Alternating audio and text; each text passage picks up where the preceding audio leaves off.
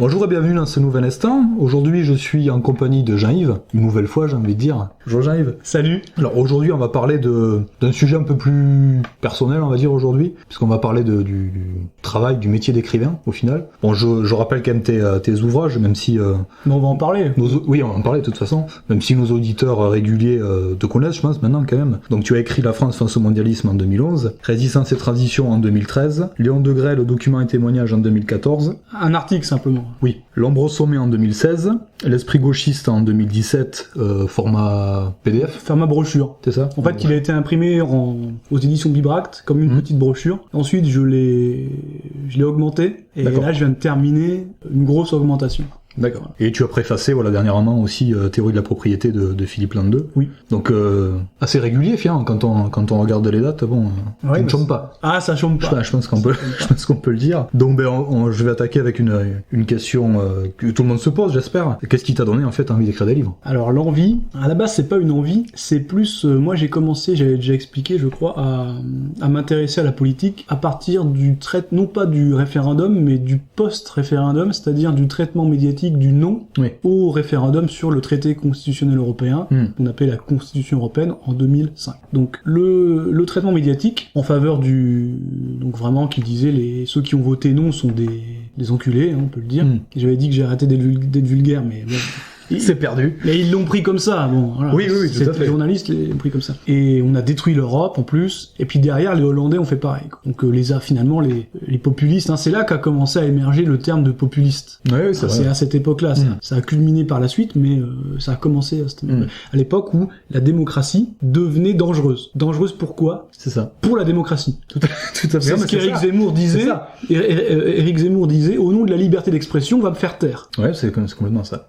Bon. Donc ça, c'est le gauchisme, c'est la dictature gauchiste qui ne tolère qu'elle-même. Bon. Et c'est intéressant, dans ce sens-là. Ah oui, bien sûr. Finalement. Bien sûr. Donc moi, si tu veux, à l'époque, moi je suis né en 85, j'avais donc 20 ans en 2005, j'étais étudiant à l'époque en école d'ingénieur, et j'avais très peu de temps, évidemment, pour suivre la politique, et en plus, j'avais pas de télévision. Mais de constater quand même, aussi bien dans les médias en ligne que je pouvais lire, que dans mon entourage, pas d'amis, parce que mes amis parlaient pas de politique.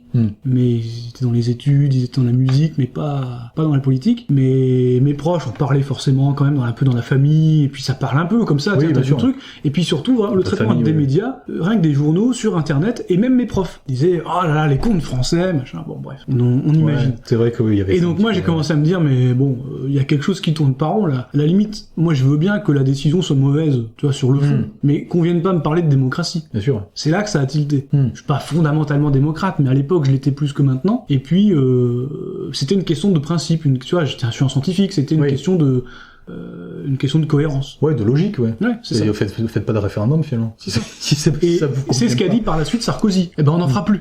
Oui. D'ailleurs, c'est pas lui qui l'a fait. C'était Chirac. Oui, c'est Chirac, ouais. Qui avait insisté pour le faire, parce que Giscard lui avait dit de pas le faire. Chirac, qui cherchait à regagner de la légitimité, l'a fait. Et finalement, les médias en ont profité aussi à l'époque pour le tourner comme non pas un référendum sur le fond, la construction européenne supranationale, même pas fédéraliste, mais pire, supranationale, mais comme un référendum contre Chirac. Ouais. Voilà, et c'est facile. Oui, c'est vrai, ouais. Et c'était facile de pousser un vieil homme de 80 ans vers la sortie. Oui. C'était pas très glorieux. Bon, peut-être pas 80, peut-être 78, je sais plus exactement. Bon, bref. Donc du coup, j'ai quand même pris du temps, à partir de 2005, fin 2005, début 2006, pour lire, déjà sur ce sujet, sur ce qu'on nous amputait, sur la construction de l'Europe, sur la souveraineté, sur tous ces sujets de politique extérieure, de géopolitique, de relations internationales, etc. Et donc c'est un travail que j'ai fait pour moi. T'as pas attaqué par le plus simple quand même. Ouais, pendant que j'étais étudiant, parce que je me posais des questions, tout simplement. Donc 2006, 2007, 2008, 2009, 2010. En 2010, je termine mes études et je commence à travailler. Et puis, donc évidemment, changement de vie, changement de ville d'ailleurs, puisque je monte à Paris, etc. Et puis 2011, je fais une pause, j'allais dire, enfin pas une pause, mais je suis installé dans mon boulot, je lis beaucoup, j'ai l'impression d'avoir fait un gros travail. pour moi. J'ai du temps parce que, comme je dis, je suis installé, voilà, j'ai pas de copine ni rien. Je me dis qu'est-ce que je vais en profiter pour mettre en forme toutes ces recherches là. Ouais. Parce qu'en fait, le livre qui compilerait tout ça n'existe pas. En fait, il n'existe pas. Si j'aurais pu gagner 4 ans de ma vie peut-être à lire un livre de 300 pages sur le sujet s'il avait existé. Parce que du coup, j'ai lu des choses très différentes, beaucoup ne m'ont servi à rien. Oui. Mais je cherchais. Donc je me suis dit, je vais proposer la démarche et les résultats de ces recherches. Ouais, surtout que c'est une époque où effectivement il y avait très peu de bouquins qui traitaient de... Il n'y avait pas de bouquins, il y avait des bouquins, si, il y avait des livres. Je peux pas tout citer ici, mais il y avait déjà évidemment les livres d'Henri Coston, surtout les livres de son successeur. Merde, donc j'ai oublié. Emmanuel Ratier. Non, mais avant Emmanuel Ratier. Il faut absolument que je le retrouve parce que c'est... C'est vrai que pour les auditeurs, faut replacer ça, c'est les débuts de R, hein, donc il y a pas Soral ou très peu, ou que via vidéo, il y a pas grand chose à se mettre sous la dent, quoi. Mon comble a écrit de nombreux livres sur le sujet, mais ils sont pas réédités depuis longtemps, il faut les trouver chez les bouquinistes, Yann Mon Comble. C'est impossible de tomber sur Mon Comble comme ça. Je connais pas. Bon, la preuve. Honnêtement. Voilà. La preuve. Donc, du coup, il n'y avait pas de sujet. Pierre Hillard n'avait pas encore écrit grand-chose. Oui, Pierre Hillard, c'est vrai. Voilà. De toute façon, c'était pas connu. Hein. C'était pas médiatisé, c'était pas... Et donc, du coup, moi, j'ai dit, je vais faire le travail. Mais accès grand public. Pas Mon Comble que j'ai découvert plus tard, qui restait quand même difficile à lire. Hein. Ça s'adresse pas au grand public, quoi. Moi, je me suis dit, je vais faire un livre grand public, et non seulement présenter concrètement, physiquement, dans un livre, le résultat de ses recherches, mais en France, le livre et la légitimité. On est un pays... Je me souviens de Rodolphe Crevel, on en a parlé la dernière fois, qui me disait, la France, c'est un pays d'ingénieurs, de paysans et d'écrivains. Une belle formule, j'aimais bien, je la recite ce soir encore en hommage à lui, et elle est vraie, et en France, l'écrivain, ça compte. Donc, écrire un livre, moi, mon but, c'était de faire des conférences, en fait, pour parler de ce sujet, mais avec un support. Oui, t'appuyais sur... Parce que tu peux pas arriver comme ça et dire, je fais des conférences à partir de rien. Il te faut un truc. Oui, c'est sûr. Donc, c'était pour ça que j'avais fait ça, tout simplement. Et je l'ai auto-édité, à l'époque, ça me gênait pas, mais j'ai fait ça comme ça.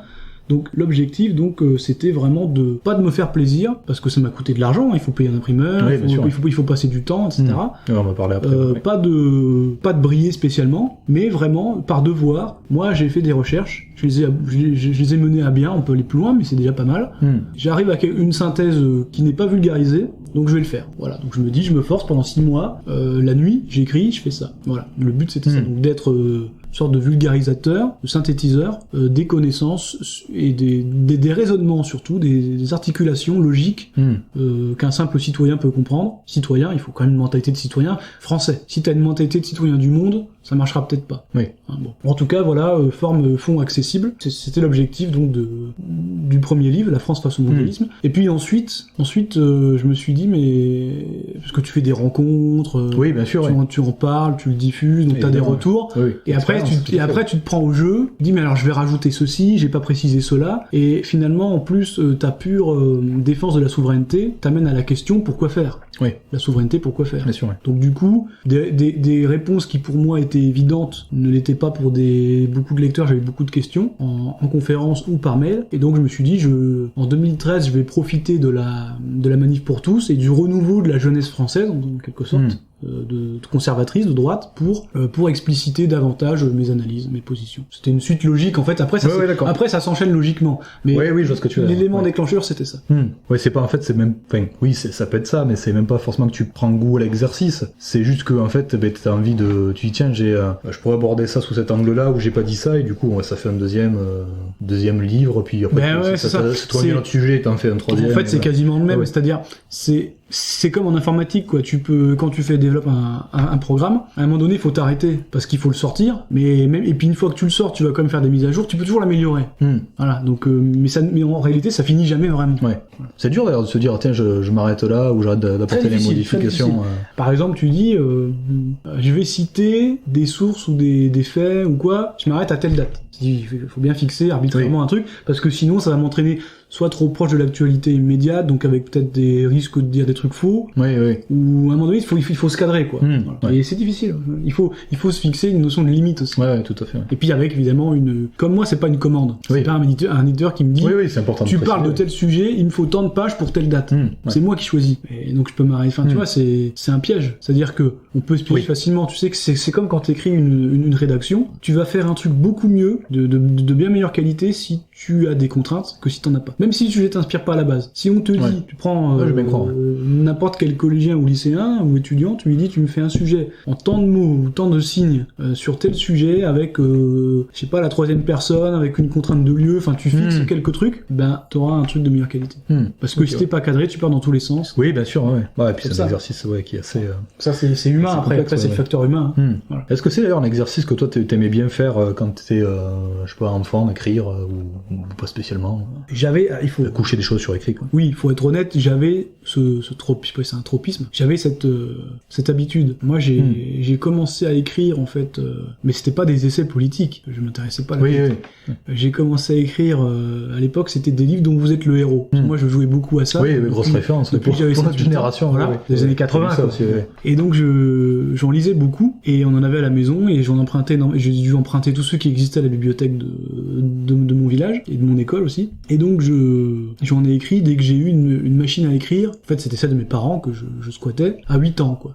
Donc à 8 ans c'était des histoires de pirates, dans des espèces de mondes un peu médiévaux fantastiques, voilà. Après j'en écrivais, je parodiais des jeux vidéo. C'est-à-dire je reprenais le scénario de jeux vidéo, de comics. Je me souviens, j'avais repris Flash Gordon. Il y avait eu un long métrage animé qui était excellent, qui s'appelait The Greatest Adventure of All. Et donc il y a peut-être une vingtaine de séquences importantes, et donc j'avais tout refait sous forme de jeu de rôle, comme ça, de jeu de rôle, mais linéaire. Ouais, d'accord. Voilà, j'avais refait la même chose sur Mega Drive j'avais la Mega Drive avec le jeu de rôle mi-action, mi-rôle Wonder Boy in Monster World, pour moi un des meilleurs jeux. Oui, Wonder Boy. Et donc j'avais aussi décliné sous forme de jeu de rôle. Voilà. Puis après il y en avait quelques-uns qui étaient plus originaux, que j'avais inventé moi dans des maisons hantées, dans des machins comme ça, avec des pirates ou quoi. Donc ça avait eu 8-9 ans, quoi, quand je faisais ça. Ouais. Et puis par la suite, quand j'ai eu donc après à 9 ans, j'ai eu l'ordinateur. Donc c'était plus la machine à écrire, c'était mon ordinateur dans ma chambre, donc c'était voilà, j'étais maître du truc. Et après à partir de 12-13 ans, j'ai écrit des petites histoires d'épouvante. À l'époque c'était pas du Lovecraft, parce que j'ai lu Lovecraft déjà c'est marrant que tu parles Lovecraft, parce que je me dis il faudrait peut-être faire un podcast sur Lovecraft. Ah ouais. quoi les grands esprits se rencontrent. Mais je l'ai lu qu'à partir de 15 ans, mais pourtant j'avais déjà des références Lovecraftiennes justement avec les jeux vidéo, avec la série avec Infogrames en fait, comment il s'appelle, qui est député macroniste maintenant, à chaque fois j'oublie son nom, le Lyonnais, enfin bon bref, le Lyonnais qui est député de Lyon, qui est macroniste, faudra regarder, qui avait fondé Infogrames, et donc c'était Alone in the Dark, la série des Call of Cthulhu, donc il y avait Shadow of the Comet, Prisoner of Ice, enfin bon, voilà. Et donc tout ça m'avait influencé, donc j'avais écrit plusieurs petits romans, et puis à l'époque c'était aussi, quand j'avais 11-12 ans, c'était les Chairs de poule.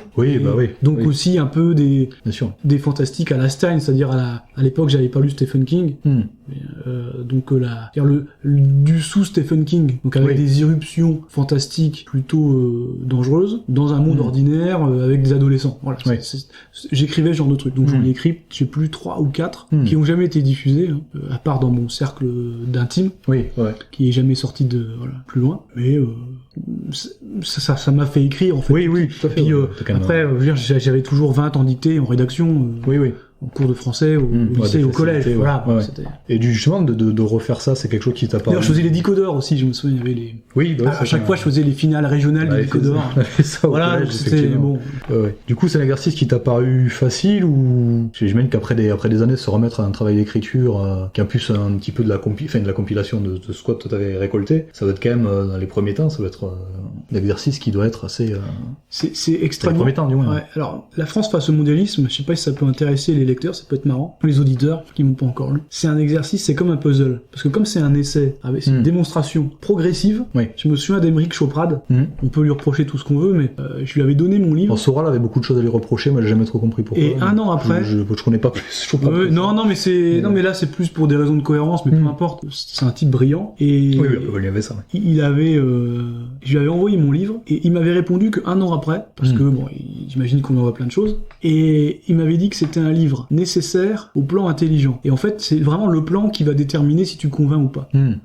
J'ai déjà dit dans certaines interviews, satisfait ou remboursé, quand vous l'offrez à un proche, parce que, pour rire, je vais pas vous rembourser, mais c'est pas du vol. C'est-à-dire que la plupart des gens ont été convaincus. Et moi, je l'ai vu dans mon propre entourage. On dit nul n'est prophète en son pays, encore moins dans sa famille. Et quand on discutait de politique, ça se terminait rapidement avec des noms d'oiseaux. Hein. Oui, comme souvent. Souvent en famille, voilà, avec des portes qui claquent et des cris. Et en fait, quand j'ai distribué noir sur blanc, où on prend le temps qu'on veut pour lire, on peut relire, c'est important, et on peut avec la progressivité du plan, il y a une argumentation logique. Et ben, on m'a dit mais oui, t'as raison. En fait, c'est logique vu comme ça. Ça me fait très plaisir. Et d'ailleurs, pour moi, c'est suffisant. Oui, si j'ai réussi à convaincre un entourage proche, c'est une belle preuve en tout cas. Voilà. Et en plus, qui était plutôt rétif. Voilà. Par exemple, des gens qui, c'était en 2011, donc il est sorti fin 2011, qui l'ont lu début 2012. C'était exprès, hein, ça leur a fait voter Le Pen en 2012. Un an avant, jamais ils auraient imaginé. C'est que c'est malin. Rien que ça. De le sortir à ce moment-là. Voilà. Ok. C'était l'occasion à l'époque. Pour moi, je me disais c'est l'occasion ou jamais. Sinon, je vais attendre 2014. Je me suis poussé aussi, si tu veux, avec une échéance électorale. Ça paraît con, mais pour intéresser les gens à la politique, c'est pas. Il faut aussi quelque chose de cet ordre-là. C'est dommage d'en arriver là, mais c'est tout ce qu'on a, on fait avec. Hein. Oui, ok. Et justement, vu que toi tu as écrit plusieurs essais, mais tu as écrit aussi un roman, L'ombre au sommet, et même la préface, c'est un exercice j'imagine un petit peu particulier aussi. Quel type d'écrit tu préfères rédiger finalement? Alors, si t'as une préférence, évidemment. Ma préférence, elle va en termes d'écriture, hein, je parle du résultat, mais même le résultat aussi à la limite, c'est Résistance et Tradition. C'est le deuxième que j'ai écrit en 2013, parce que celui-là, je me suis comme le précédent, j'avais vraiment posé, c'est factuel. Moi, j'articule une argumentation, une progression, un plan, mais le fond, il est béton. On peut pas me dire, mais c'est toi qui dis ça. Ah non, c'est pas moi qui dis ça. C'est comme ça. Tel traité a été signé, dans tel traité, il y a tel truc qui dit ceci. C'est comme ça que ça marche. Tel homme politique a déclaré cela sur la Constitution européenne, par exemple, ou sur sa vision de l'Europe ou de la France. C'est comme ça. C'est pas moi qui le veux. Donc je le veuille ou non, c'est comme ça. Mais dans Résistance et Tradition, du coup, j'ai été plus loin. J'ai pu donner des analyses personnelles, j'imagine, qui sont beaucoup plus libres, d'ailleurs qui s'écartent du souverainisme pur, mais qui ne sont pas non plus traditionnalistes purs. Hein, qui met ta touche, touche personnelle. C'est vraiment personnel. Et donc c'est vraiment plus agréable. Et en termes de fluidité, comme c'est personnel, on n'a pas à prouver ce qu'on dit à chaque fois, à rechercher les références. Telle personne a dit ceci dans telle émission, tel jour. Devant telle personne, elle a tel pédigré. Le traité, dans son article temps, il dit vraiment ceci. Ça peut être un peu lourd. T'es obligé de faire un travail vraiment de recherche, de référencement, de sources très contraignant. Et si tu pars sur de l'analyse pure, si t'as déjà fait ce travail avant, a fortiori, c'est encore plus simple parce que t'as des bonnes bases et ensuite tu déroules une analyse. On peut l'accepter ou pas, mais elle peut avoir de l'intérêt. Et en termes d'écriture, c'est vraiment plus simple. Tu peux te permettre plus d'excentricité. Plus de choses personnelles, donc c'est plus agréable à écrire. Tiens d'ailleurs justement j'ai envie de revenir sur la préface de Philippe Landeux parce que c'est c'est gentil, un gentil travail pour lui. Mais c'est quand même un travail costaud justement à essayer de résumer. Tu as résumé ça en 2-3 pages, c'est ça? En fait, je vais te le dire, on va parler de ça parce qu'en fait c'est un travail particulier. C'est pas une préface ordinaire. Dans une préface ordinaire, on explique simplement de quoi on va parler, en quoi est-ce que l'ouvrage qu'on préface est intéressant, qu'est-ce qu'il apporte éventuellement. Mais là, ça allait au-delà de ça, parce que Philippe Landeux, il a créé un système. C'est ça. Qui s'appelle le civisme, qui a le nom, encore une fois, je le dis à chaque fois, qu'on a donné au mouvement de Poujade. Et en fait, c'est pas sans lien. Je détaille pas tout à chaque fois, mais bon. Donc, il a son système, mais le problème, c'est que il rejette toutes les autres références, parce qu'évidemment, aucune ne va dans le sens de son système, puisqu'il est totalement original, totalement novateur, totalement révolutionnaire, le seul. Tout à fait. Donc, du coup, il a tendance à mettre de côté les références, mais parce que Philippe Landeux, c'est pas un universitaire, en fait. C'est un autodidacte dans ce domaine. Il a pas de diplôme d'économie, d'économie politique, a fortiori. Et donc, du coup, il a tendance, moi qui fais des études de philosophie à la fac, il a tendance à mettre de côté l'ascendance des choses. Un philosophe, il va jamais parler de son concept sans citer les liens avec les autres. Même s'ils sont différents, bien sûr, ils sont différents, il va expliquer en quoi le sien diffère. Mais il va quand même s'inscrire dans une tradition, dans une généalogie, dans une épistémologie, comme ça, dans une articulation, peut-être sur des siècles.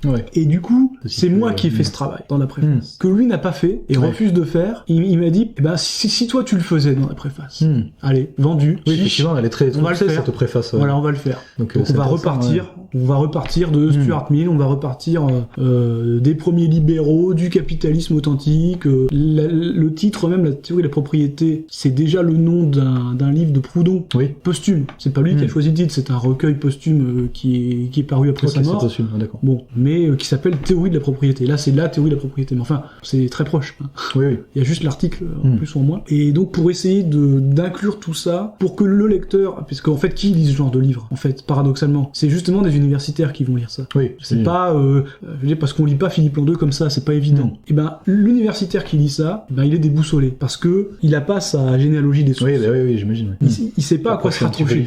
Il peut pas se rattacher à une tradition économique ou politique, parce que justement, Philippe Landeux veut être la rupture. Mais à mon avis, c'est nécessaire quand même de faire ce travail. Donc je l'ai fait. Alors c'était là, pour le coup, un gros travail. C'est pas une simple préface. Là, c'est de la. Lisez ce livre, il est super. Ah oui, là, c'est de la commande. Mais que j'ai voulu sérieuse, vraiment sérieuse. Donc je crois que j'ai dit. Alors après, en fonction de la taille je crois que l'écriture est petite, donc ça fait moins de pages. Mais je crois qu'en A4, c'était au moins une dizaine de pages. Tu vois, genre en taille 12, taille 12, une dizaine de pages, c'est un gros boulot. Hein. Oui. Voilà. Tout à fait. Donc, mais pour essayer d'inclure sa pensée dans l'histoire en fait de l'économie et de la politique. Et finalement, de quel livre tu es le plus fier, si tu veux en choisir qu'un? Allez, soyons fous. Ou qui te contente le plus? Non, mais finalement. Résistance et tradition. Je reste là-dessus. D'accord. Parce qu'il se lit bien, il s'enchaîne bien, je le trouve fluide. De temps en temps, je le relis à peu près une fois tous les ans. J'essaie de le relire. Ça prend, c'est pas très long. Hein. Oui, là, c'est court. Voilà. Moi, je peux le lire parce que comme je le connais par cœur, je peux le lire en 5-6 heures. Peut-être qu'un lecteur un peu plus lent devrait le mettre 7-8 heures. Voilà. Mais prend son temps, quoi. Hein. C'est pas une course. Hein. Mais à chaque fois que je le relis, donc depuis 2013, une fois tous les ans et demi, tous les 2 ans maximum, je changerai rien. Donc c'est que je suis satisfait. Oui, tout à fait. J'ai pu rester con, hein, aussi con que quand je l'ai écrit, mais bon, voilà. Oui, a priori, c'est pas le cas. Sinon, on va parler un petit peu de logistique. Comment tu organises, toi, tes journées pour avancer dans ce travail-là d'écriture, sachant que, voilà, on le repréciser, c'est pas ton activité principale. Hein. Eh oui. Quand même. Bah, c'est simple. Hein. J'écris les soirs, les week-ends, pendant les vacances, enfin, quand j'ai le temps. Ouais, temps libre. Après, je fais pas que ça. Déjà parce qu'il faut vivre, pour avoir des choses à dire. Oui. Il faut faire des rencontres, avoir des discussions pour stimuler ça enrichit, les arguments. Par exemple, dans L'ombre au sommet, qui est le roman, il y a beaucoup de dialogues, hein, c'est platonicien. Je sais pas si on dit platonicien, c'est-à-dire, ou plutôt c'est socratique. Hein, les deux se disent, je crois. Parce que, mais dans ce sens-là. C'est-à-dire qu'en fait, Platon a repris la méthode socratique, où justement, il fait intervenir les dialogues. Les dialogues de Platon, c'est ça. En fait, c'est Socrate avec d'autres philosophes. Donc, ou avec l'homme de la rue, d'ailleurs. Donc, c'est pour confronter les arguments. En fait, c'est ce qu'on essaie de faire aux jeunes, hein, au collège, mais surtout au lycée, dans les cours de français, c'est de prendre un point de vue et de le défendre, même s'ils le partagent pas. Justement pour s'entraîner sur le... Et c'est encore plus ce qu'ils font à Sciences Po. Carotte ou navet? Vous avez une demi-heure.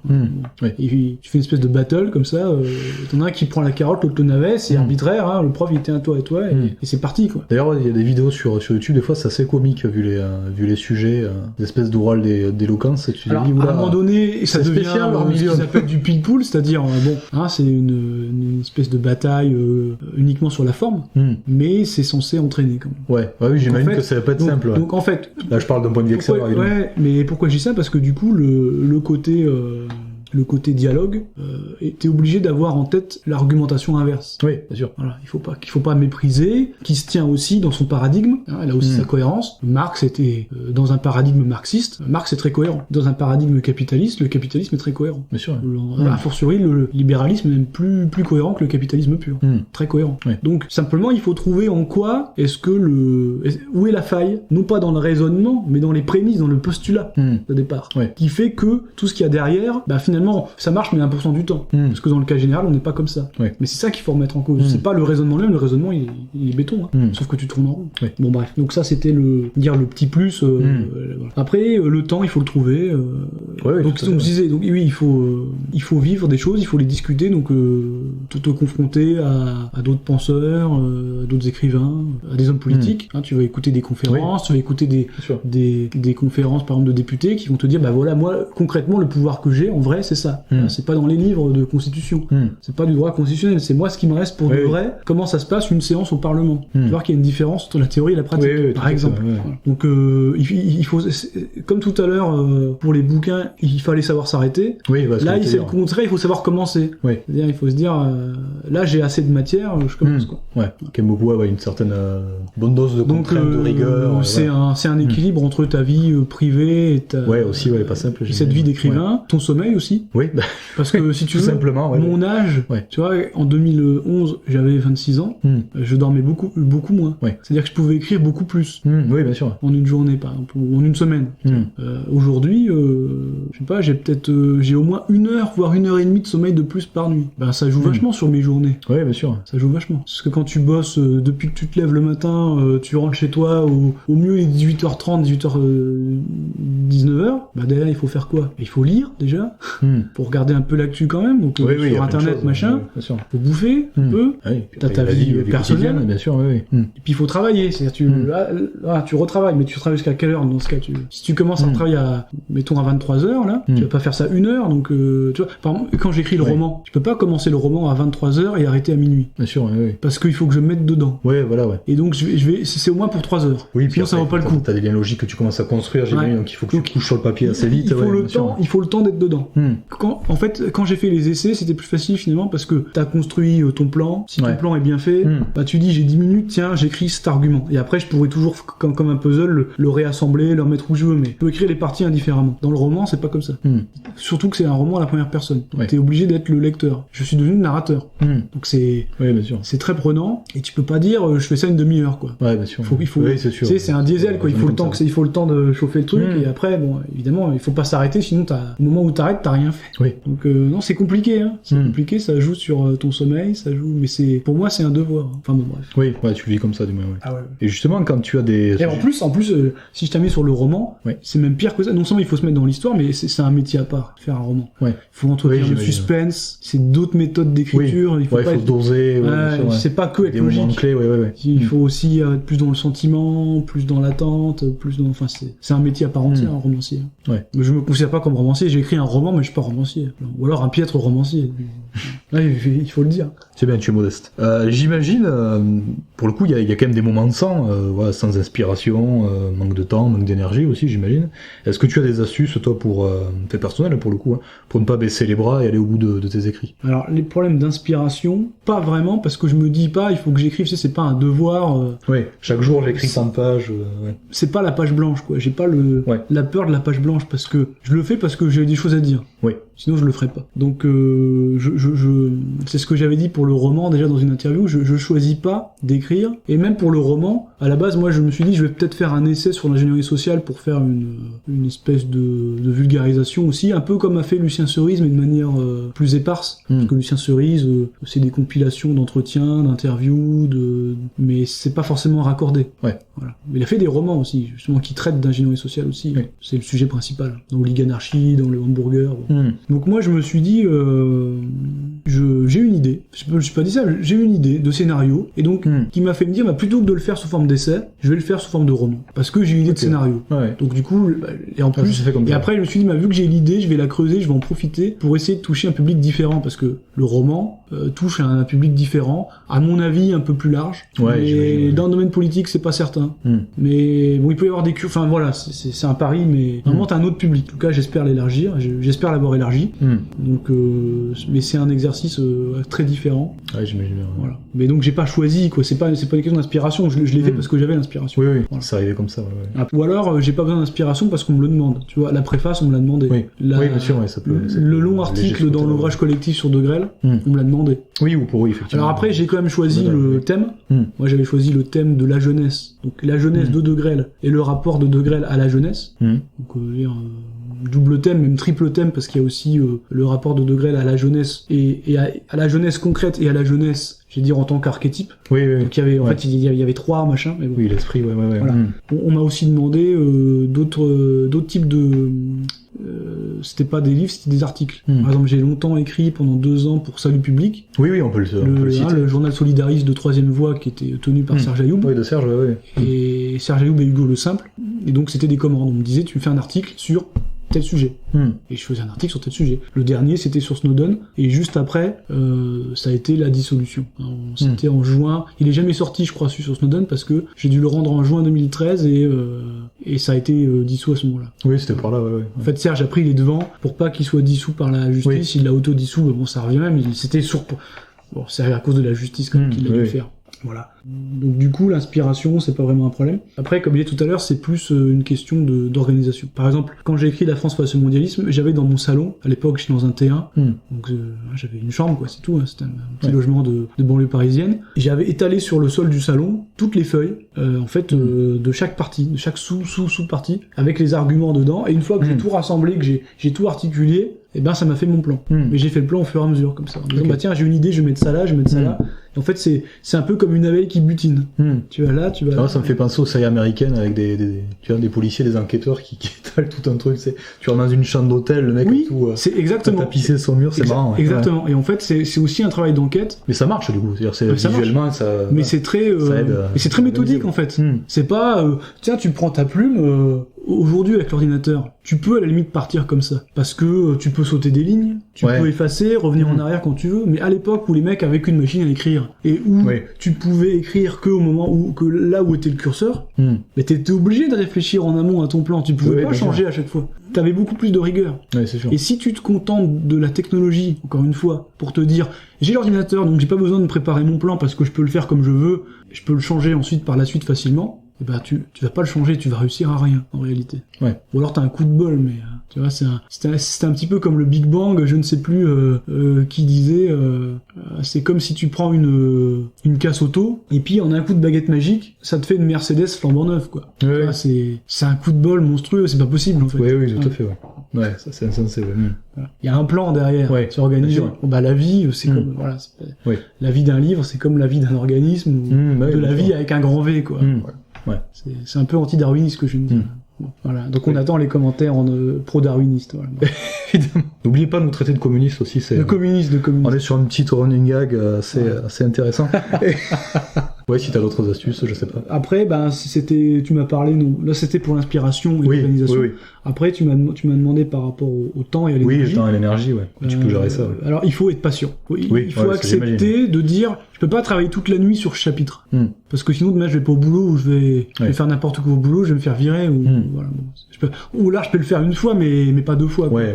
Donc, il faut savoir se dire, je vais me coucher. Voilà, je vais me reposer. Ouais. À l'époque, je crois, j'ai arrêté à 3h. J'ai arrêté à 3h et je me relevais à 7h. Donc ça faisait 4h. Encore une fois, maintenant... Parce qu'il fait une nuit courte, globalement. Oui, mais ça, c'était en 2011. Maintenant, je peux plus. Ouais. Tu vois, je peux faire ça 2012, 2013. Après, ça a commencé à augmenter. Là, maintenant, en dessous de 6h, je suis pas bien, quoi. Oui, bon, on est de la même génération, donc c'est pareil, je te rassure. Voilà. Donc il faut le faire sans sacrifier sa vie professionnelle et personnelle. Oui. Encore une fois. Bien sûr. Parce qu'il faut être équilibré, quoi. Tu peux pas écrire un truc équilibré si tu l'es pas toi-même. Oui. Ça nécessite des discussions, ça nécessite de se confronter. Je sais pas moi, quand j'entends un argument dire vous êtes dans la haine ou vous avez des idées, machin, c'est une mauvaise image. Je suis systématiquement, je dis ça concerne moi, mais je suis systématiquement dans le doute, dans la recherche, dans l'acceptation de la différence justement.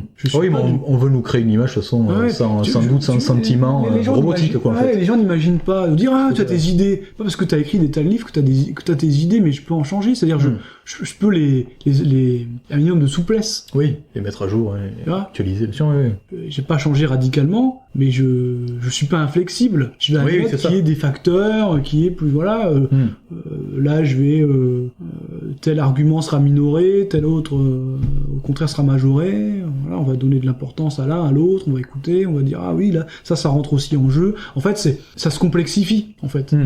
Là, j'ai l'impression de faire du Michel Drac quand je dis ça. Mais en fait, c'est ça. Y a rien, les gens se rendent pas compte à quel point, en plus, moi-même, je suis scrupuleux. Par exemple, quand j'entends quelqu'un de proche, un collègue, avec qui je m'entends bien, de préférence. Sinon, j'ai moins de scrupules, quand même. C'est normal, ou quelqu'un de ma famille. parce qu'il y a des gauchistes aussi dans ma famille, qui va me dire quelque chose, même si a priori c'est de la merde, comme on dit vulgairement, ça va me rester, ça va me trotter dans la tête pendant des mois, peut-être des années, et à chaque fois que je vais être confronté à ce truc-là, je vais y repenser et je vais tout faire pour encore mieux expliciter, argumenter ma pensée. Ouais, d'accord. Et prendre en compte cette contradiction. Oui, tu vas te servir de ça, effectivement. Vraiment. Oui, Faut pas du tout s'imaginer que c'est facile d'avoir une... Parce que ce qui est facile, c'est de pas avoir de position. Oui, c'est plus facile, bien sûr. D'être un relativiste pur, tu vois, c'est facile ça. Mais d'avoir ses convictions, sa vision du monde, de les confronter les unes aux autres, et d'essayer de se rapprocher le plus possible de la réalité, je dirais pas la vérité, parce que au moins de la réalité, au moins à un instant T, tu vois, parce que la vérité serait plus intangible, alors que là, ce serait au moins à un instant T, il se passe quelque chose, c'est vrai ou c'est faux, quoi. Ouais. Mais c'est un travail aussi de mental, tu vois, il faut accepter juste, encore une fois, la différence, ça fait un peu gauchiste, mais c'est ça. Parce que si tu pars du principe que t'as raison, bah, n'écris pas de livre. Oui, voilà, tu t'en contentes, et puis, en fait, tu le vis bien. Tu vois, la plupart des gens évoluent avec leurs livres. De travailler sur un sujet, ça va toi-même te faire évoluer. Oui, bien sûr, moi je comprends tout à fait. J'ai entendu des gens qui m'ont dit, ouais, j'ai lu ton livre, j'ai rien appris. Bah putain, ça me fait chier. Ça me ferait chier, parce qu'à mon avis, c'est faux. C'est-à-dire que tu l'as lu de travers, tu l'as lu en diagonale, tu l'as lu à toute vitesse, tu as retenu qu'une ou deux thèses, mais tu n'as pas rien appris, c'est pas possible, parce que même moi, quand je l'ai enfermé déjà de base. Parce que même moi, le fait de l'écrire, j'ai appris plein de choses que je savais pas avant de l'écrire. Évidemment, j'avais une idée de ce vers quoi j'allais, mais pas à ce point de détail. C'est ça qui est intéressant. Tu peux pas lire un livre. On peut pas me dire, t'as rien appris. Oui. Peut-être tu peux me dire t'as pas appris grand chose, mais rien quand même. Voilà. Ouais, puis je pense pas que tu puisses dire quelque chose d'un livre, n'importe quel livre politique. J'ai entendu ça souvent. Ouais, c'est sympa ton livre, mais j'ai pas appris grand chose. J'ai rien appris. Oh, putain. Là, pour moi, je me dis, c'est l'échec du lecteur, c'est-à-dire que tu peux pas appréhender un livre dans cet état d'esprit. Mais c'est ça, je pense que le mec, il commence à voir le truc, il est fermé. Il y a un travail d'écrivain, mais il y a aussi un travail de lecteur. Il a envie déjà qu'à la fin, il ait rien appris. Donc du coup, il va entrer dans cette mentalité-là. Ouais, je connais, tu vois, il parle de ça, je connais. Mais c'est très succinct en fait comme lecture. C'est pas précis, quoi. Bon, bref. Tu vois, ce genre de critique, je l'ai pas entendu beaucoup, mais je l'ai entendu, et ben tu vois, c'était je crois en 2012-2013, je la ressors là. Tu vois, ça c'est encore mon côté scrupuleux qui se dit non mais tu vois, j'ai longtemps réfléchi, mais comment c'est possible? Tu vois, tu te remets en question, mais est-ce que je dis des choses si banales que ça, par exemple, tu vois? Ouais, c'est sûr. Tu as d'autres questions? Oui, j'en ai plein, tu vois. Vas-y. Alors justement, comment toi tes livres ont été reçus jusqu'à présent? C'est genre on parlait des retours. Alors, j'ai rien appris, donc... Globalement, ça, c'est très... Oui, j'imagine que c'est... C'est quand même rare. C'est très rare, globalement, j'ai eu des bons retours, mais de ceux qui les lisent. Il y a ceux déjà qui les achètent, mais qui les lisent pas. Il y a beaucoup de gens qui achètent des livres, notamment à droite, pour ne pas les lire. Pas sûr, parce que moi, il y en a beaucoup que j'entame, donc je sais pas dans quelle catégorie je me place. C'est une forme de soutien... Malheureusement... C'est une forme de soutien politique, de soutien financier. Ouais. Je te supporte. Oui, on peut faire ça. Je te supporte au sens américain du terme, je t'encourage. Donc, voilà, je te file le billet de 20 € et je le mets dans la bibliothèque, et en plus peut-être que si j'ai un copain qui passe, je pourrais lui prêter, mais moi-même je le lis pas. Voilà, c'est une forme de soutien. Lui, tu peux m'envoyer 20 € sans acheter de bouquin, enfin tu vois, si c'est pour ça, quoi. Enfin je sais pas, je dis ça en rigolant. Oui, c'est sûr. Mais du coup, j'ai des bons retours de ceux qui les lisent, mais c'est quand même réduit, hein. J'en ai pas vendu plusieurs milliers, hein. Voilà.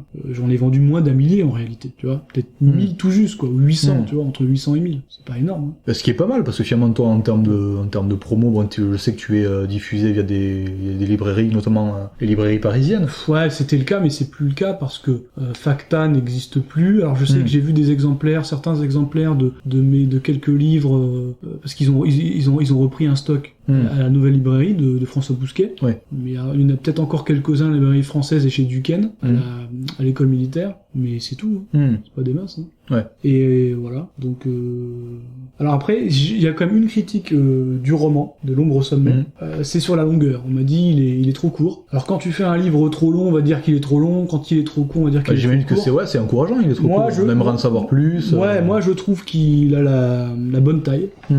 Comme disait Napoléon, la bonne taille, c'est quand les pieds touchent le sol. Non, il disait pas ça, il disait, c'est connu ça.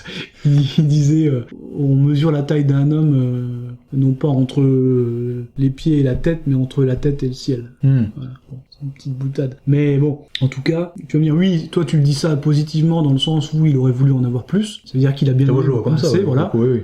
Mais ça peut être une critique. Mais en fait, ça peut être le genre de critique que tu auras toujours une critique à faire, quoi. Trop long, trop court, trop ceci, trop cela. Bon, j'en tiens pas forcément compte, parce que pour moi, il a la bonne taille. C'est vrai que ça aurait pu être un peu étoffé, mais après, la longueur devient un handicap pour moi. Mais moi, j'aime pas lire des trucs trop longs, quoi. Oui, c'est pareil. Je sais pas si t'écoutes les podcasts de Jean-Marie Le Pen, que moi je suis depuis toujours. Il dit toujours, parce qu'il y a toujours une petite partie qui est consacrée à ses lectures, et il dit toujours les livres sont trop longs. Faut savoir que Le Pen, il lit beaucoup de romans policiers. Mais les romans policiers aujourd'hui, c'est des romans sociaux. C'est pas qu'une intrigue de police. C'est tout le contexte autour de tel ou tel thème. Et donc c'est énorme. Ouais. Et donc du coup, t'apprends des choses. Hein. C'est beaucoup plus culturel que le polar, tu vois, du XXe siècle. Ouais. J'ai entendu des gens en parler parce que j'ai pas de collègues qui sont fans de ce genre mais de le problème, bouquins, le problème, c'est que c'est beaucoup plus long à lire. Et t'as pas forcément le temps, tu vois. Et puis c'est pas forcément toujours intéressant non plus, quoi. Surtout que la part des polars, c'est pas des trucs français, c'est des trucs anglo-saxons, scandinaves. Alors ça va t'apprendre quoi, des trucs sur le style de vie au Royaume-Uni et en Norvège, bon, pas forcément utile. Et puis une critique aussi qu'on m'a faite, je pense notamment à Romain Guérin, et il a raison, il m'a dit c'est un bon livre mais c'est pas un roman.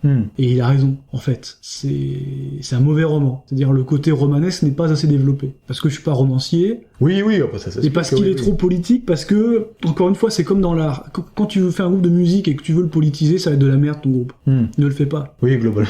Tu vois ce que je veux dire? Et c'est pareil pour un roman. C'est, peut-être que ça fait un bon roman politique, mais ça fait pas un bon roman tout court. Oui, tu l'as expliqué, de toute façon, toi tu prenais le sujet de...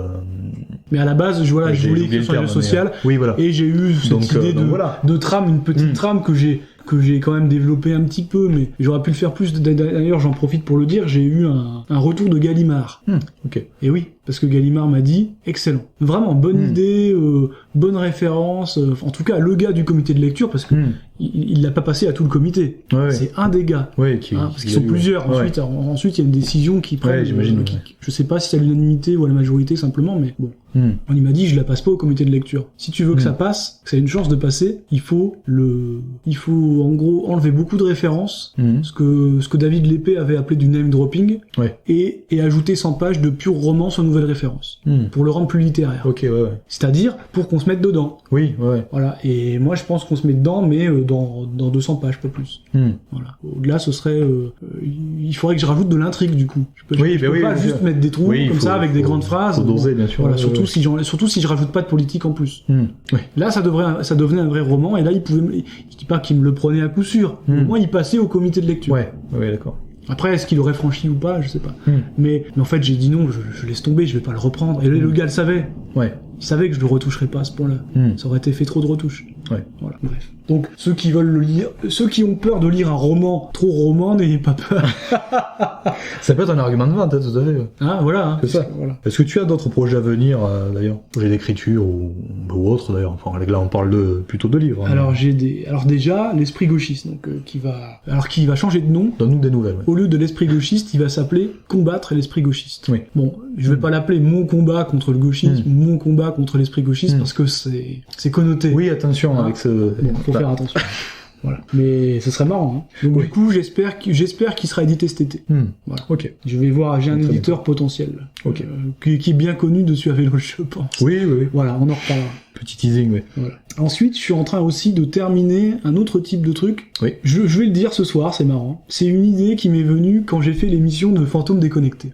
Qu'on salue, qu'on salue bien. Fantôme déconnecté, alias Hugo, enfin plutôt le contraire, Hugo alias Fantôme déconnecté, mais bon, j'ai beaucoup aimé son émission, je les ai écoutées attentivement, les premières, et après j'avais demandé du coup si je pouvais participer, il m'a gentiment accueilli chez lui et à son antenne, et c'était vraiment une belle expérience, même s'il y a peu de vues, peu d'écoute, hein, c'est que audio, c'est pas grave, c'était plaisant, et ça m'a donné une idée du coup de revenir sur mon parcours, en l'occurrence un parcours musical, mais finalement je me suis dit mais pourquoi ne pas aller plus loin et revenir sur le parcours artistique au sens large, la musique, la littérature, pas forcément en tant que créateur, hein, ça, évidemment en tant aussi que spectateur, qu'observateur, qu'amateur, donc de moi ce qui me touche, de musique, évidemment, de livres, de politique, un peu un parcours, d'art en général, de films, de références que je peux avoir. Et en fait, ça fait quoi? Ça fait un livre de mémoire, ça, finalement. Oui. Ben après, tu te dis, bon, j'ai 33 ans, je vais écrire un livre de mémoire. Est-ce que c'est pas un peu bizarre? Et après, tu penses à Notre avant-guerre de Brasillac. Il l'a écrit en 39-40, quand il était mobilisé, en fait.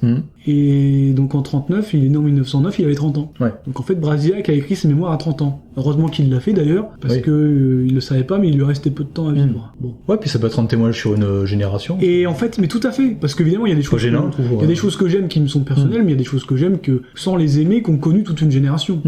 Ouais, mais tu vois, d'ailleurs, je vais en parler dans un prochain podcast, parce que moi, j'estime que les générations passent de plus en plus vite avec la technique, la technologie. Ça se renouvelle plus vite. Donc justement. Bon, il y a aussi des permanences, hein, il y a aussi, oui, bah oui, bien sûr. Il faudrait étudier ça, parce que ça revient aussi plus vite, quoi. Oui. Tu vois, mais, bon, en tout cas, je suis en train là, j'ai pas terminé de l'écrire, mais j'ai terminé de mettre toutes les informations. Là, il me reste à les rendre littéraires, pour que ce soit agréable à lire, quand même. Pas mettre ça, forme de liste, voilà. Et donc, du coup, une espèce d'autobiographie, finalement, une espèce une autobiographie culturelle, en fait. C'est-à-dire que je parlerai rapidement du milieu d'où je viens, de ma famille, de l'histoire de la généalogie, et évidemment de ma vie à un instant T, à la petite enfance, le collège, le lycée, mes études et la vie professionnelle. Oui. Mais ce sera à chaque fois, à chacune de ces époques, tout ce qui s'est passé en matière de découverte littéraire, musicale, politique, artistique au sens large. J'ai jamais ni trop été intéressé, ni surtout bon au niveau peinture, mais voilà. Moi, c'est ces arts-là qui me touchent le plus. Voilà, mais après, il y en a. Je peux parler ponctuellement de n'importe quoi d'autre. Des voyages, je ne sais pas. Donc, quelque chose de culturel, une autobiographie culturelle. Je sais pas si on peut donner un nom. D'ailleurs, j'ai vu que j'ai aussi franchi le pas parce que j'ai vu que Jacques Attali avait publié un bouquin l'année dernière qui s'appelait je sais plus le titre exact, mais genre ce qu'il faut avoir vu. Donc 100 films, enfin selon lui, 100 films qu'il faut avoir vu, 100 endroits qu'il faut visiter, 100 opéras, 100 albums qu'il faut écouter. Tu vois, un petit peu ce que faisait Philippe Manœuvre avec le rock, sauf qu'on a tellement reproché à Philippe Manœuvre de rester dans le mainstream et de pas creuser plus que voilà, moi j'ai une expérience plus. Ce que je lui reproche aussi. Voilà. Au passage, bien sûr. Ils sont des fans de rock tous les deux. Donc voilà. bien sûr, donc une expérience à la fois de musicien. Bon, je mets pas en question Manœuvre, mais je vais pas l'attaquer. Tout le monde l'attaque déjà, le pauvre. En plus, moi-même j'ai lu Manœuvre. Enfin voilà, c'est pour ça que je pense à lui. Mais essayer de dépasser un peu ça. Voilà, c'est ça. Oui. Voilà. Donc ça, c'est un projet. Je sais pas quand je le terminerai. J'espère cette année. Celui-là, je vendrai pas beaucoup. Hein. Ça peut tu vas avoir les articulations de qu'est-ce qui t'a mené vers tel. Voilà, c'est ça. Pour les connaisseurs, les experts en Jean-Yves Dufourologie, tu vois. Voilà. Il y a le nouveau Lys Noir qui va sortir, le nouveau journal. Bonne nouvelle, c'est vrai. Posthume. C'est pas posthume, mais c'est hommage à Rodolphe Crevel. Je pense que ce sera le dernier numéro. Pas sûr, bien sûr, on peut jamais dire à l'avenir, mais bon, c'est probable. Son livre posthume aussi, son roman, dont il y avait déjà eu des extraits qui avaient été publiés. Voyage interdit au pays du Lys Noir par un social-démocrate danois, que j'ai passé au filtre de la correction, ça m'a pris pas mal de temps, mais je serai pas le seul à repasser derrière. Je sais pas quand il sera terminé, mais dans plusieurs mois, il sortira aux éditions Lys Noir, toujours. Je vais éditer aussi un bouquin, une pièce, des sketchs, une histoire, ça sera en 2 tomes, peut-être 3. Le premier est terminé. Il trouve pas d'éditeur, il a pas beaucoup cherché, c'est un camarade de Lorraine. J'ai beaucoup aimé, donc je vais l'aider à sortir et je vais lui éditer. Voilà. J'en dirai plus quand ce sera fait, mais ça va être drôle. C'est pas tellement politisé, même si on voit bien que c'est pas un gauchiste. Mais c'est avant tout drôle, ça s'inscrit dans la tradition camelotienne, mais sauf que Scoop, ça se passe au début du 21e siècle, donc dans notre époque, dans le milieu du BTP. D'accord, ok. Parce que c'est le milieu que connaît l'auteur, tout simplement, qui est un artisan. D'accord. Donc c'est vraiment authentique, mais drôle. Moi j'ai trouvé ça magnifique. Et donc je suis heureux qu'il me l'ait confié et qu'on en fasse quelque chose. Voilà. J'avais aussi l'idée d'écrire un spectacle, une espèce de one-man show. Je me souviens d'un copain, quand j'étais en école d'ingénieur, qui m'avait dit une fois, mais à la fin d'un cours où j'avais fait un peu le pitre, et encore c'était rien par rapport à ce que je faisais au lycée, mais hélas... J'étais un peu con quand même. Mais il m'avait dit. On a tous une autre période. Il m'avait dit à la fin du cours, mais en fait, Jean-Yves, tu devrais écrire un one-man show, quoi. Tu devrais faire un spectacle, quoi, avec tes conneries. Et en fait, suite à l'esprit gauchiste, bah, je me suis dit oui, il faut faire un spectacle. Alors, je dis pas que je vais me présenter dans tous les cabarets, mais au moins le faire sur un podcast, une version audio, peut-être même avec des rires enregistrés. J'avais eu l'idée de faire un truc comme ça, faudrait voir, ça va pas être très compliqué à faire le montage. Oui, non, je pense pas. Et voilà, mais il faut que je l'écrive, quoi. Là, j'ai des idées comme ça, mais c'est pas écrit. Ça, c'est un travail, je dis ça comme ça, mais c'est au moins 1 an de travail, tu vois. Oui, bien sûr, ouais. Donc, c'est des idées. Tu me demandes quels sont mes projets, et je te réponds, mais voilà. J'avais une autre idée, mais je pense que je vais la laisser tomber. C'était un recensement de toutes les associations mondialistes. Parce qu'il y en a énormément. On s'en rend pas compte à tous les niveaux, à des grands niveaux. Enfin, évidemment, au niveau international, des organisations très très puissantes. Tu vas, ouais, mais on a déjà parlé du Bilderberg, de la trilatérale, de tout ce que tu veux. Oui, mais au quotidien, c'est pas ça. Oui, bah oui. Tu vois, c'est un peu comme les islamistes. Ils ont plein de petites associations de quartiers. Oui, bien sûr. Les gauchistes ont leur truc. Il y avait des livres d'Emmanuel Ratier, je crois que c'est dans son livre sur Ralfron, où elle explique bien qu'une vingtaine d'organisations antifascistes parisiennes ou nationales avaient le même siège, la même adresse. Flagrant délit, tu vois. Ils se prétendent tous différents, machin, mais ils ont la même adresse. Comment c'est possible?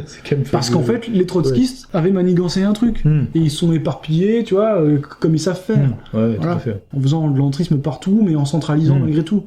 Mais ça va être compliqué. J'avais eu l'idée de faire ça justement à la lecture de Moncomble, qui avait commencé le travail, il faudrait le mettre à jour, et de manière exhaustive, mais c'est un tel chantier, j'ai pas le temps de faire ça, en fait. Ouais, j'imagine que c'est du boulot. Donc, bon, voilà, c'était une idée que j'avais, mais je pense pas la faire.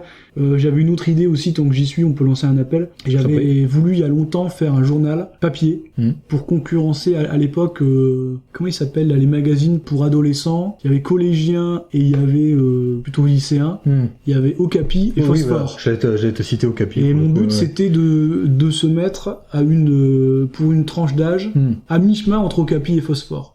En gros, de 12 à 18 ans. Ou de 13 à 20 ans, bon. Que ce soit pas politique. Pas faire un magazine qui parle de politique. Un magazine qui parle de culture, de sortie, de tout ce que tu veux, d'art, d'histoire, un peu, comme eux, mais pas sous un angle gauchiste, comme eux. Sous un angle identitaire, souverainiste. Tu vois, qui conjugue les deux. Identitaro-souverainiste, c'est-à-dire ce qu'on appelle au sens large nationaliste. Voilà, tout simplement. Même européen, enfin, tu vois ce que je veux dire, voilà. C'est difficile à définir, mais c'est ce qu'on est, hein, voilà. Ouais, intéressant. Mais c'est pareil pour ça, il faut des budgets, parce que là, il faut pas le diffuser pour le coup il faut des budgets, il faut pas 500 exemplaires, c'est un gros truc, là. Et puis ce serait un périodique. Si tu dis, je pars sur un mensuel ou un bimensuel, et il suffit pas de faire le premier, hein, il faut faire les autres. Tu peux pas être tout seul pour faire ça. Pas faire ça tout seul. Même à plein temps, je pourrais pas le faire tout seul. Alors comment tu veux que, en travaillant plus de 40 heures par semaine, je puisse le faire tout seul? Pas possible. Est-ce que Rodolphe avait pensé à ce genre de choses, d'ailleurs? Non, pas pour les jeunes. Non, parce qu'effectivement, ça c'est... Lui, il le faisait avec les étudiants. Il a fait Action Française Universitaire. Oui, il a fait AFU. Qui était... mais c'est pas lui qui l'a fait, il l'a impulsé, mais ensuite, il avait des vrais étudiants derrière qui le faisaient. D'accord. Là, c'était pas lui qui écrivait les articles. Des fois, il reprenait certains articles. Lui, c'était vraiment liste noire, Arsenal, mais il pouvait pas écrire à chaque fois partout. Oui, bien sûr. Justement, le but, c'est qu'il laisse la main à des vrais étudiants pour que ça reste authentique. Bien sûr. Même s'ils avaient repris son style. Et à une époque, il avait encensé aussi Fils de pute de la mode. Et on a su que plus tard que c'était un Toulousain. Non, mais c'est marrant. Oui, c'est vrai. Voilà, tout ce que je peux dire pour mes projets à venir. Du coup, j'allais te dire que comment tu décides d'ailleurs le sujet de... Fait que tu vas prendre un sujet plutôt qu'un autre pour ton prochain livre. Bon, tu nous as un petit peu parlé, c'est... Oui, j'ai un peu répondu. Finalement, mais... Donc déjà, c'est quand j'ai suffisamment de matière. Du choix, quoi. Quand j'ai suffisamment de matière, la lecture. On se rend pas compte des fois, mais par exemple, on m'a beaucoup reproché d'avoir parlé de Degrelle même dans le premier livre. Surtout que je conclus par Degrelle de Gaulle, que Degrelle lui-même fait l'association avec le gaullisme et le rexisme dans le livre qu'il a écrit sous le nom de la duchesse de Valence de Louise Narvaez. Degrelle m'a dit. Ce fut en 61-63. Il s'amuse beaucoup. Lui-même était conscient de ça. Que je cherche d'ailleurs. Un appel, c'est dommage.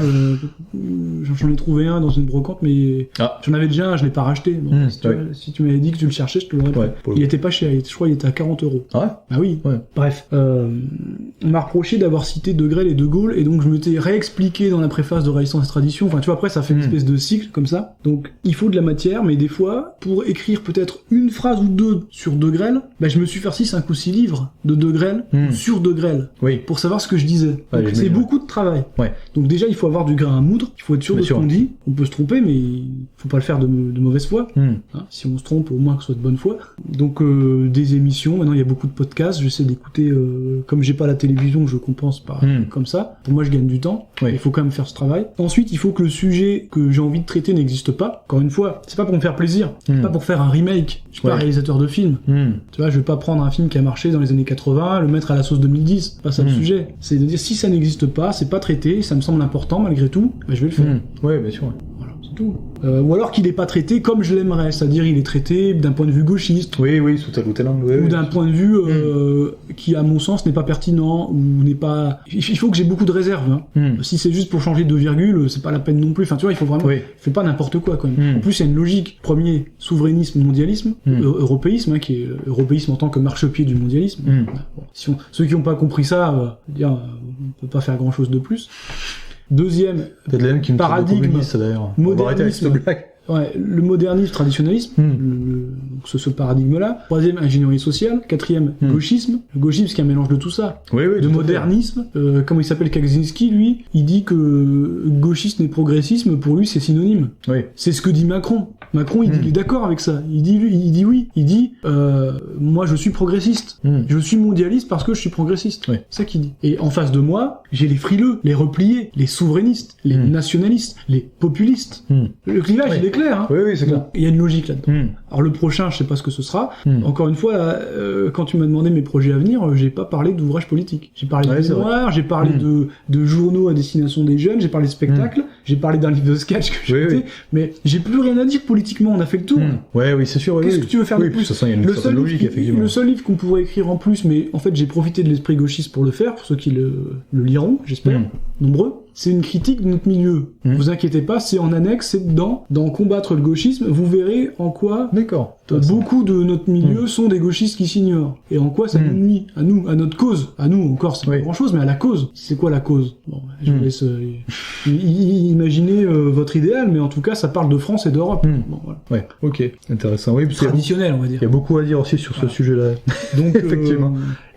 Finalement, les vrais communistes sont pas forcément ce que l'on croit. Voilà, donc je vais rester sur ça. Et puis surtout, quand j'écris ou quand j'ai un sujet comme ça, j'essaie de pas être dans l'actualité brûlante, tu vois. Par exemple, un livre sur les gilets jaunes. Ouais, ça y est, il y a eu une manifestation, 2, 3. Allez, j'écris un livre sur les gilets jaunes. Tu peux faire un journal, c'est ce qu'avait fait Rodolphe. Mais tu veux pas faire un livre. Tu vois, le livre de Nab, qui s'est amusé à faire un livre là au ras des pâquerettes. Quel enculé. On va avoir des problèmes si je dis ça, tu biperas. Sérieusement. Sur Nab, moi, je suis pas sûr. Bon, sérieusement. Aura des pâquerettes, je me demande qui aura des pâquerettes, c'est Nab. D'ailleurs, tu vois, c'est un auteur, j'ai toujours hésité à le lire. C'est une perte de temps. L'arrobage de sulfureux et compagnie. Une perte de temps. Et puis j'ai vu son évolution, il y a un certain nombre d'années. Et tu regrettes pas de pas l'avoir lu, c'est ça? C'est ça. T'as bien complété la chose. Voilà, c'est ça. C'est exactement ça. Non, puis c'est risqué, en plus, l'actualité récente, tu peux effectivement dire des conneries. Alors lui, par contre, il peut quand même partir sur un sujet, puis en fait, il n'y a rien à dire. Lui, tu vois, s'il y a un type qui devrait aller en prison, ou au moins aller au tribunal, je suis pas pour la judiciarisation, mais entre Zemmour et Nab, qui c'est qui part au tribunal pour apologie du terrorisme? Putain, rien que ça, c'est pas possible, quoi. C'est clair. C'est du foutage de gueule. Ouais. Bon, bref. Donc, j'essaie de faire pas d'actualité brûlante pour pouvoir avoir du recul, des réflexions plus synthétiques, plus globales, et pas prendre les choses par le petit bout de la lorgnette, ou ce qui peut n'être qu'un effet temporaire, ou quoi, voilà. Tu vois, tous les journalistes, par exemple, c'est pour ça que les gens, la plupart des gens, et ça c'est un pan de l'esprit gauchiste, les gens qui lisent la presse, ou qui regardent la télévision, mais même qui vont dire, moi je regarde pas la télé, mais je lis la presse, tu vois, c'est plus intelligent, tu vois, il sort son journal. Des tas de gens comme ça, de plus de 45-50 ans qui font ça. Oui, c'est vrai. Ils ont l'impression, ils sont de bonne foi, ils ont l'impression de faire les choses bien, pour se renseigner, pour s'informer, comme ils disent. Mais c'est une connerie. Parce que si tu fais ça, mais qu'en parallèle, du coup, tu lis pas de livre, puisque tu lis ton journal déjà, voire 2, voire 3 journaux, pour corroborer, puisque de toute façon, ils sont tous à l'AFP, donc ça change rien. Qu'est-ce que tu vas faire avec ça? Bah, tu vas tomber dans tous les travers journalistiques du moment. Machin s'est trompé, machin a menti, etc., etc. Et il va rien rester. Tout ce que t'as appris, 6 mois plus tard, c'est démonté dans un livre. Livre que tu liras jamais. Et t'es déjà passé à la connerie suivante. Dans tes journaux de merde. Mais moi, tu vois, il y a une époque, les journaux, c'est bien, mais bon. À l'époque, je voulais m'auto-obliger. Quand t'es pas dans l'actualité immédiate. Ouais. Moi, je voulais m'obliger, tu vois, à lire des trucs sur Google News et compagnie. Et pareil, j'ai assez vite arrêté parce que déjà parce que globalement, on n'a pas forcément besoin de ça. Et puis parce que même ça, c'est rempli de conneries, quoi. Et vu que c'est court encore plus finalement, donc au bout d'un moment, bon. c'est Voilà, complètement quoi. inutile. On rate pas grand-chose, quoi. C'est ça, c'est exactement ça. Et finalement, voilà, on part un peu sur une autre facette, en tout cas, du métier d'écrivain. Ouais. Est-ce que tu trouves compliqué de trouver un éditeur, toi, aujourd'hui? Je parle au terme pas forcément politisé, hein, genre, la question reste assez large, quoi. Mais je pense que oui. Il faut deux choses. Il faut la confiance et le respect. La confiance, il faut avoir confiance dans ton éditeur, et il faut que lui ait le respect de ce que t'as fait, de ton travail. De pas le brader, de pas le... par exemple, un truc tout con, te montrer le bon à tirer. Par exemple, moi je me suis fait avoir, tu vois, dans l'ombre au sommet, c'est écrit trop petit. Si j'avais vu avant comment c'était, je vous aurais dit non, c'est pas bon. Il faut mettre plus gros. Je sais que ça va faire plus cher, parce qu'il faudra peut-être mettre 60 pages de plus ou 100 pages de plus. Mais un roman, c'est pas de cette taille-là, je suis désolé. De cette taille d'écriture. Ah, bien sûr, ça n'est pas important. Et donc, ou alors, par exemple, sur l'ouvrage sur Léon Degrelle, Roland Elie m'a enlevé ma conclusion. Roland Elie, je veux pas l'attaquer maintenant, c'est un type qui essaie de rassembler tout le monde. Ah oui, tout à fait. Ouais. Donc, il est de bonne volonté, mais c'est quand même pas une bonne idée, parce que je suis pas le seul à qui c'est arrivé dans dans la douzaine d'auteurs qui ont participé à l'ouvrage collectif sur Degrelle, qui a été, alors moi, il m'a juste viré ma conclusion, mais il a carrément viré des trucs au cours du texte, quoi. Et tu le découvres une fois que c'est imprimé. Ouais. Alors Christophe Georgy, qui était le directeur de la publication, il a découvert ça quand il a reçu l'exemplaire chez lui. On se fout de ma gueule, voilà ce qu'il a dit. Ouais, tu m'étonnes. Tu trouves ça normal, toi? Christophe Georgy, qui est le rédacteur en chef, le créateur de la lettre des amis de Léon Degrelle. Bon, bref. Donc, il faut la confiance, il faut pas qu'on détruise ton texte, faut pas qu'on le censure derrière toi, il faut qu'on le respecte, il faut qu'on respecte je sais pas, moi, ça peut être la couverture, ça peut être la 4e de couverture, ça peut être le prix. Oui, bah oui, aussi. Ça peut être plein de choses, quoi. Voilà. Donc, c'est compliqué de trouver un éditeur. Dans l'absolu, je sais pas, mais un bon éditeur, oui, c'est très compliqué, oui. Pour pas te faire entuber, ouais. Ça, c'est sûr. Je parle pas de ça dans le drama, mais évidemment, quand t'as parlé de confiance, de respect, j'ai pensé à Jean Robin. Et le sort qu'il a un petit peu réservé, en fait, dans ses vidéos à Guillaume Fay, qui était assez, dégueulasse, je crois que le mot est faible. J'ai pas suivi ça, mais voilà. Je sais. Je te plaçais ça. Moi, c'est marrant parce que j'avais proposé le truc qui sont pas, quoi. Le seul éditeur à qui j'ai proposé La France face au mondialisme, c'est Jean Robin. Oui, que ça fait moins qu'il est dans le milieu, quand même, effectivement. Ouais. C'était en 2011. Et en fait, à l'époque, je crois que je lui ai pas envoyé le fichier. Je lui ai simplement parlé de mon idée que j'étais en train de me terminer, en fait. Ouais. Non, parce qu'en fait, c'est pas vrai. En fait, quand j'ai écrit La France face au mondialisme, à l'époque, c'était La France face à l'européisme. Bien sûr, on va peut-être faire des vidéos sur nous après. Ou face à l'Union Européenne. Oui, non, mais je dis rien de spécial. En fait, je m'étais arrêté à l'UE. Et c'est que quand j'ai terminé la partie sur l'UE, que je me suis dit, il manque quelque chose. L'UE, en tant que marchepied du mondialisme. Et j'ai franchi le pas. C'était beaucoup plus compliqué de franchir le pas. C'est ce que m'a dit un camarade commun de Toulouse la semaine dernière. Il m'a dit, je citerai pas son nom ici, mais parce que pour pas lui nuire, mais il m'a dit, tu vois, tu serais arrêté là, ton livre se vendait partout. Là, enfin en tout cas dans le milieu souverainiste, là, avec la partie mondialisme, où tu parles un peu de métaphysique, un peu de spiritualité, tu utilises le mot satanisme, etc. Tu vas dans les organisations secrètes internationales, type Bilderberg et compagnie, même si c'est vrai, l'image n'est pas bonne. Ouais, oui, je vois ce que tu veux dire, ce côté... Oui. Mais sauf que moi, à l'époque, je l'avais pas mis. Mais j'ai décidé sciemment, même si ça me nuisait, dans un réflexe, vraiment dans une optique, dans un devoir, tu vois, d'en parler. Et de proposer l'analyse au moins. D'aller jusqu'au bout, de bien sûr. Parce que sinon, pour moi, ça aurait été manquant. Et donc, Jean Robin m'a dit, non, je ne le fais pas. Alors, à l'époque, j'avais proposé donc juste le plan par rapport à l'Union Européenne. Il dit non, parce qu'on va en vendre 500, et mon seuil de rentabilité est à 2000. Il n'a pas forcément tort, j'étais complètement inconnu. Bon, je suis pas le dernier des... Oui, c'est un calcul, effectivement. Et sauf que 2 ans après, j'ai une amie à Strasbourg qui me montre un bouquin, il me dit, tiens, regarde, le livre noir de l'Union Européenne, Jean Robin. C'était quasiment le mien. Sauf qu'il manquait la 3e partie sur le mondialisme. Mais sinon, c'était quasiment le mien.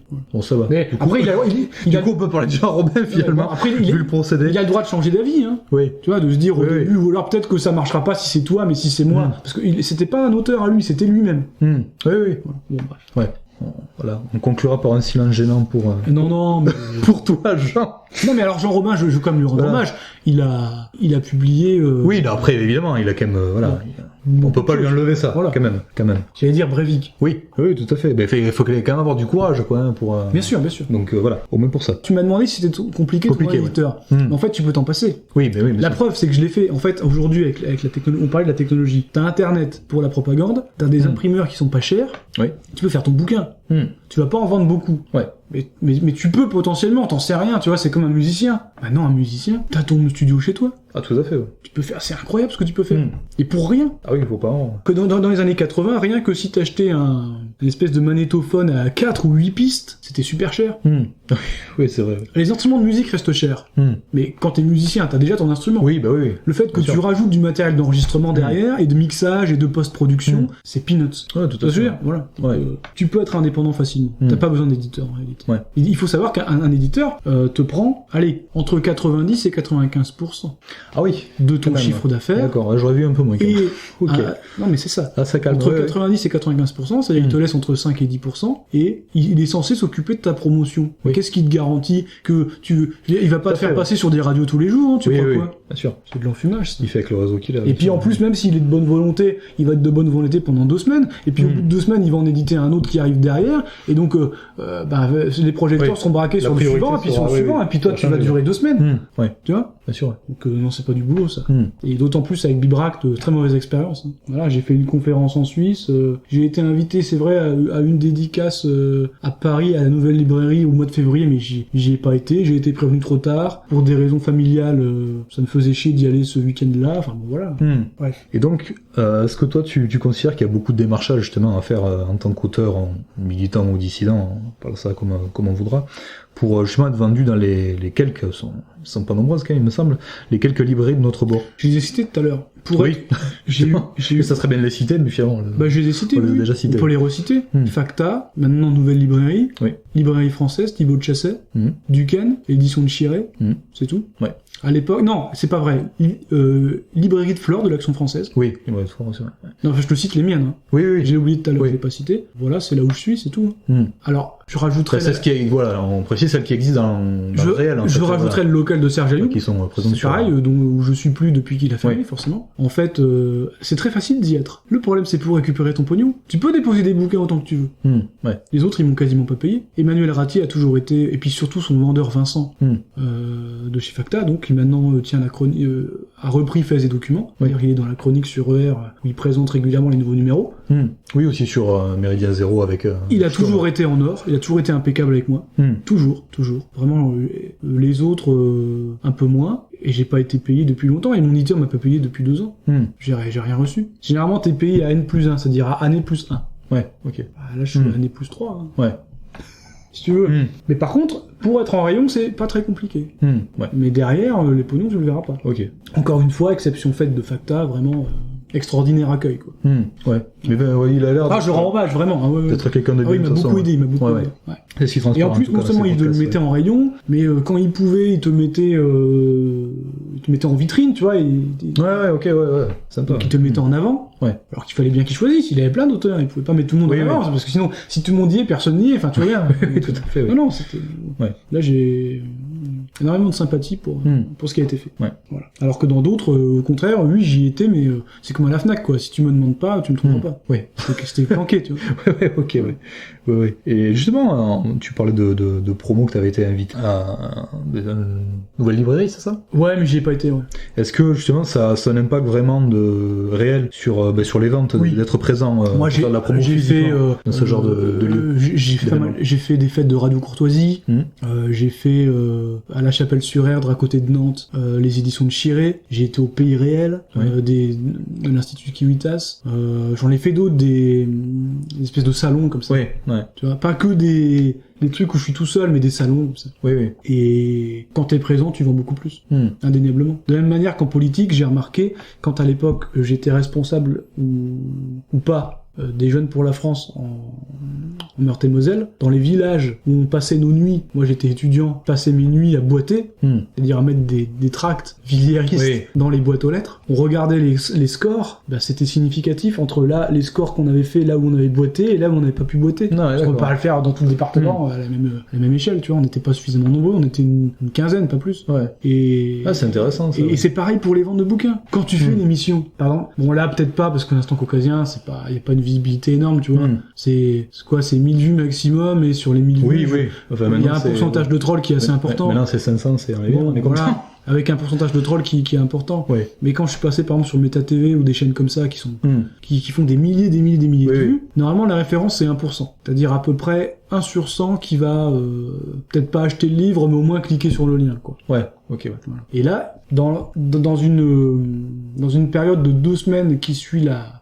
publication de la vidéo, tes ventes elles augmentent. Et après elles reviennent à leur état normal. Donc ça joue. Ouais. La présence physique et la présence médiatique, tu vois. Pourquoi les types ils veulent toujours passer à la télé, toujours faire des radios? Ouais, c'est vrai, remarque, ouais. Parce que ça dure 1 ou 2 semaines. Mais ça marche, mais 1 ou 2 semaines, et après il faut recommencer. Ouais. Donc tu peux pas faire 1 ou 2 semaines par an, c'est pas rentable. Ouais. Si t'as que ça comme boulot. Moi c'est pas mon boulot, tu vois, moi ça me fait perdre de l'argent, ça, tu vois.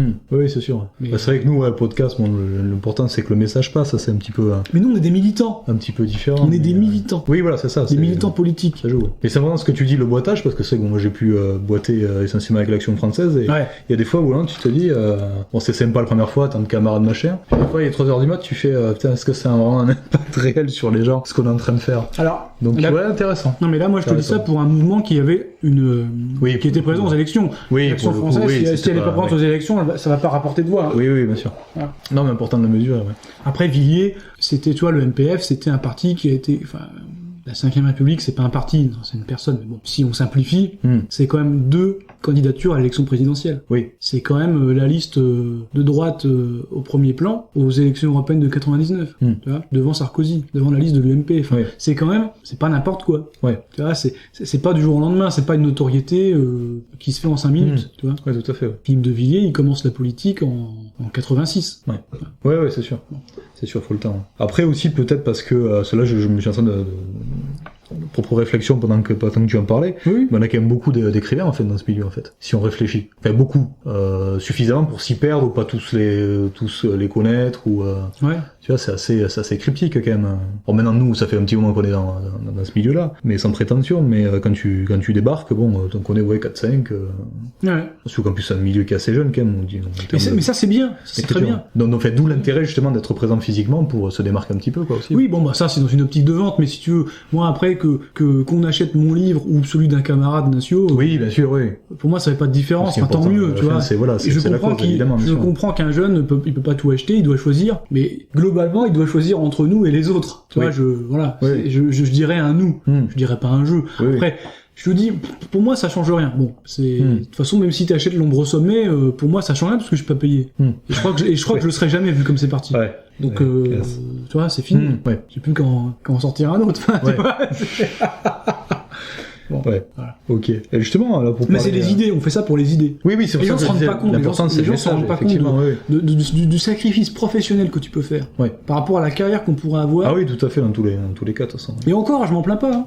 Et elle est relativement bonne, malgré tout. Dire, mais je pourrais me consacrer plus à mon travail et pas du tout, je vais dire, à la France. Ma certaine idée de la France, de l'Europe. Voilà. Et justement, pour parler de ce milieu, d'après toi, est-ce que tu penses que notre milieu est, enfin, moi je considère que c'est un des derniers vraiment, milieu politique, politisé, à cultiver l'art de la lecture. J'ai l'impression que dans ce milieu, on lit pas mal quand même. J'ai vu passer peut-être une impression. Je sais pas si c'est vrai, mais j'ai vu passer une étude, je sais plus si c'est sur Valeurs Actuelles ou un site comme ça, tu vois, de droite, mainstream, mais quand même de droite. Qui disait que c'était les hommes de droite, les personnes de droite lisaient plus. Ça m'a pas étonné. Ça m'a pas étonné déjà parce que d'une part la lecture, ça rapporte pas. C'est la culture. L'homme de gauche, il va faire de l'art contemporain, tu vois. Il va spéculer des trucs de des godemichés géants, tu vois. Ça, c'est si je suis méchant. Si j'essaie d'être gentil, il va aller subventionner un réalisateur déjà subventionné pro-migrant. Par exemple, avec un film sur Cédric Héroux. Par exemple. C'est pas une caricature ce que je dis, c'est vrai. Oui, non, mais malheureusement, c'est ça. Bon. Bien sûr. Mais, et en plus, ça je l'explique aussi dans l'esprit gauchiste, j'essaie de le développer un peu, l'homme de gauche n'a souvent pas de référence, ou n'en a qu'une. La Bible, tu vois, le Capital de Karl Marx. Oui, typiquement. Putain, les mecs, on peut accepter que dans certaines limites, la grille de lecture marxiste ne soit pas totalement débile. C'est une chose. Mais de là à dire que c'est ta seule référence, là tu viens de plonger, là. Bon. Ouais. L'homme de droite lit beaucoup plus, il est beaucoup plus ouvert, il est beaucoup moins sectaire. Ah oui, tout à fait, malgré les a priori. Alors, ça a des inconvénients, il est peut-être moins constant, il est peut-être moins fidèle, il est moins massif du coup, puisqu'il est plus éparpillé, alors que l'homme de gauche, s'il en a qu'un, bah tout le monde avec, quoi, hein, tu vois, c'est un bulldozer. Hein. Donc, il y a des avantages et des inconvénients. Ouais, c'est intéressant ce que nous dit sur la différence. Mais intellectuellement, l'homme de droite est bien supérieur. Bien sûr. Et d'ailleurs, l'homme de gauche s'en revendique. Vos intellectuels, on les emmerde. Oui, c'est vrai que c'est vu. La tradition, la transmission, la transmission, on l'emmerde. La culture, on l'emmerde. C'est vrai. Ou alors on l'emmerde pas, mais elle change. Oui. On emmerde la culture de tes parents, de tes grands-parents. Maintenant, c'est le rap. Oui. En tout cas, il faut en sorte que ça change. Le slam. Il y a même plus de musique, le slam. C'est a cappella. Bon. Enfin, c'est pas les choristes, hein. Oui. Bon. Ouais. Voilà. C'est ça pour moi, donc l'homme de droite, et puis il aime avoir un livre dans sa bibliothèque. C'est vrai, ouais. Même s'il le lit pas, il aime le montrer. L'homme de gauche, il aime montrer qu'il en a pas, lui. Regarde, c'est pas ma bibliothèque que j'ai des objets d'art africains et contemporains. C'est vrai, ouais. Même pas des objets d'art africains, ça coûte trop cher, tu sais, d'il y a 1000 ans, quoi. Mais... Ah oui, mais non. Voilà. Non, puis il y a un côté transmission, donc... Made in Taiwan. Ouais. C'est ça. Et toi, est-ce que t'es un gros lecteur, d'ailleurs, à titre personnel? Mais en fait... Bon, je pense que t'as déjà répondu. Oui, cette question-là, mais... Oui, mais alors c'est une question intéressante, parce que... Il y a deux niveaux. Moi, je lis beaucoup de choses que je déteste. Oui, voilà, c'est ce que tu vas lire aussi pour... Déjà, parce que... pour écrire, est-ce que tu vas lire bien sûr, personnel, c'est ça. C'est-à-dire que la plupart de mon temps de lecture, en fait, je lis généralement 3 choses en même temps. Un livre politique, une bande dessinée, et un livre, soit de philosophie, ou de spiritualité, ou de métaphysique, ou une biographie. Ouais. Voilà, en gros. Le livre politique, je lis énormément de trucs mainstream. Et je le regrette, à chaque fois que je l'achète, je le regrette. Mais je suis obligé de citer des universitaires, des personnes célèbres, ou soi-disant spécialistes officiels de tel ou tel truc. Parce que je peux pas je peux pas parler d'un sujet si je ne cite pas le référent universitaire ou culturel ou journalistique du machin.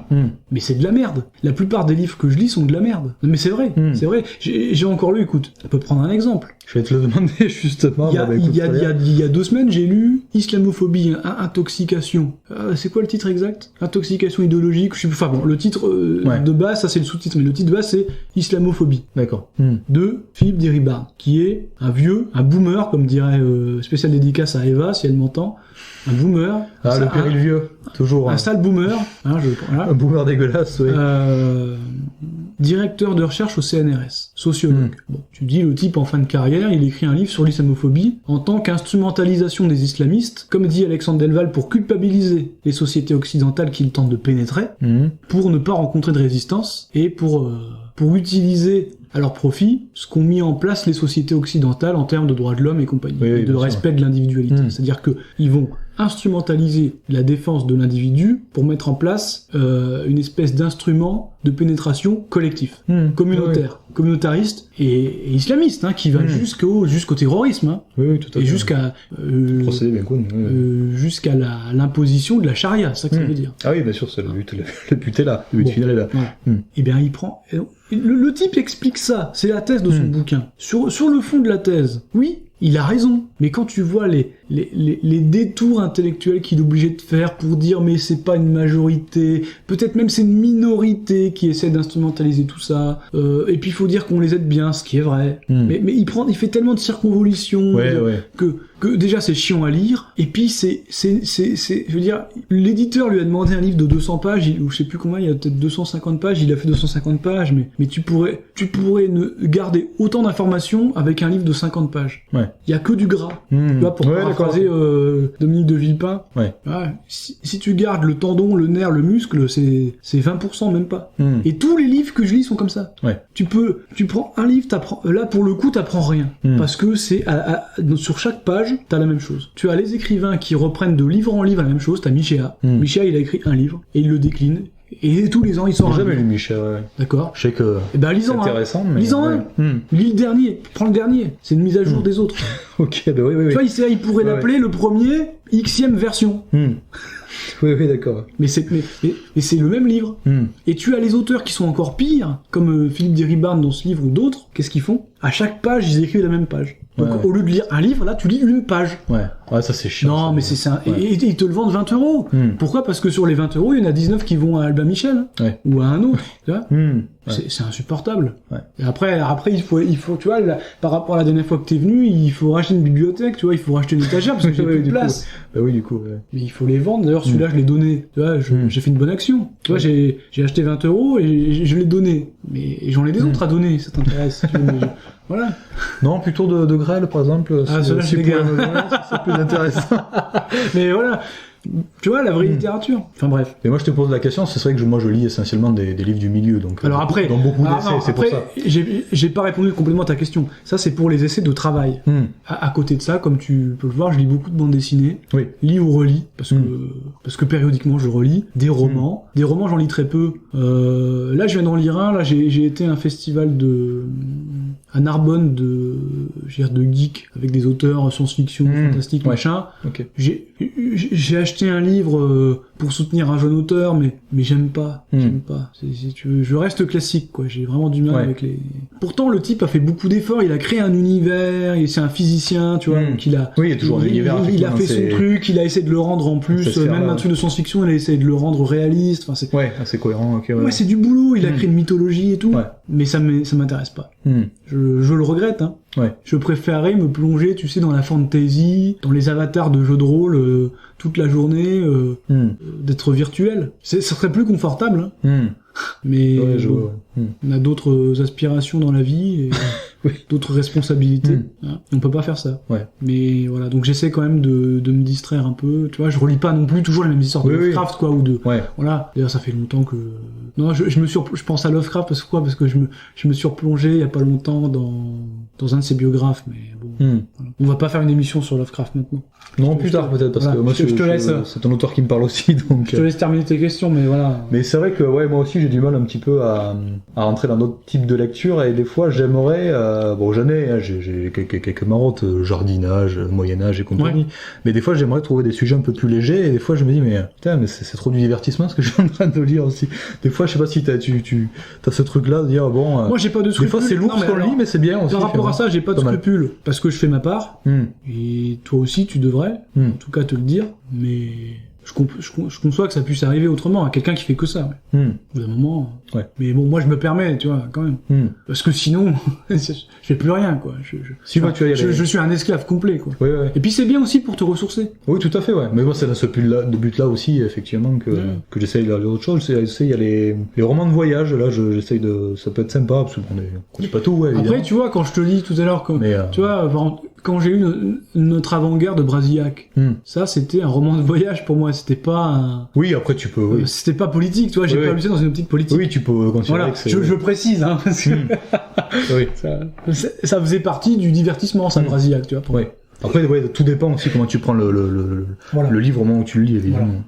Tout à même de Grêle peut l'être. Hein. Oui. Par exemple, quand j'ai lu Mon chemin de Saint-Jacques, qui est son carnet de... Son parcours, déjà, c'est assez romanesque, j'ai envie de dire. Hein. Qui est son carnet de notes quand il a fait le pèlerinage, je crois, en 1951 de Saint-Jacques de Compostelle, côté espagnol. Hein. Il a pas remis les pieds en France. Pour moi, c'était du divertissement. Hein. Ouais, c'était du divertissement. Ben justement, quels auteurs, finalement, toi, t'ont influencé? Moi, j'ai lu de tout. C'est-à-dire des trucs confidentiels et grand public. Des amateurs, des professionnels, des autodidactes, des universitaires. Tu vois, des romans, des essais, tout ce que tu veux, des biographies, des autobiographies. Mais dans mon écriture, parce que c'est ça que tu me demandes. Mon travail d'écriture, tout à fait. J'ai la prétention, ou peut-être la connerie, de dire que je n'ai pas été influencé. J'ai essayé d'avoir un style comme je t'ai dit, j'ai toujours écrit depuis que j'ai 8 ans. Même si c'était pas de la politique, forcément tu développes un certain vocabulaire, certains mots que t'aimes bien, certains adverbes que tu préfères. Tu vois, par exemple, quand on retrouve un manuscrit inédit, on veut l'attribuer à un auteur connu. Parce qu'on sent bien que c'est tel ou tel auteur, mais il n'y a pas son nom dessus parce que c'était un travail de nègre, ou alors c'était posthume et il était dans les tiroirs, on l'a retrouvé après, mais on sait pas le prouver. Enfin, tu vois, il y a des analyses grammaticales, syntaxiques et surtout de vocabulaire qui sont faites. Où on va on va comparer. Alors là, c'est numérisé, on rentre les mots, etc. Puis à la fin, il y a l'ordinateur qui te sort une réponse. Ça fait partie de ce qu'on a parlé l'autre jour du big data. C'est une petite forme très simplifiée du big data, c'est ce que je suis en train de te dire, et d'intelligence artificielle, qui sont liés. Il peut pas y avoir d'intelligence artificielle s'il n'y a pas de big data. En l'occurrence, le big data, c'est simplement l'énumération des œuvres complètes de tel auteur. Et quand on a un autre, tu vas le comparer. C'est comme si tu as 10 images de voiture, tu vas comparer une nouvelle image de voiture et tu vas voir si ça ressemble ou pas, quoi. Pour savoir si c'est une voiture ou si c'est plutôt un tracteur ou un autobus. Et ils font comme ça. Et donc moi, au moins, on pourrait le faire. On pourrait me mettre un texte qu'on sait pas que c'est de moi, avec 10 autres, avec à partir d'une base de 3 dont on sait que c'est de moi, on les compare, on va trouver que c'est moi. Et là, parce que j'ai la manœuvre. Oh merde, oh putain. Parce que j'ai la même façon d'écrire, les mêmes mots qui reviennent sans cesse, les mêmes expressions, les mêmes tournures de phrases, les mêmes longueurs de phrases, finalement des phrases plutôt longues que je fais. Ou alors justement, quand je veux trancher, j'en fais une courte. Justement, tu vois, c'est un style, mais si tu le fais tout le temps, c'est plus, ça marche plus. Enfin, c'est un effet. Bref. Ok, après ça devient du mauvais Céline. Donc, alors c'est pas... donc je ne dirais oui, mais voilà, justement, j'aime pas Céline. Je me souviens que Daniel avait dit ça. J'avais été très content qu'il dise ça. On lui avait posé la question. Il avait dit, moi j'aime bien Céline sur le fond, mais pas sur la forme. Alors que beaucoup de gens, c'est l'inverse. C'est un documentaire Voyage au bout de la Et voilà. Et ben moi, je me suis dit, moi je pense la même chose.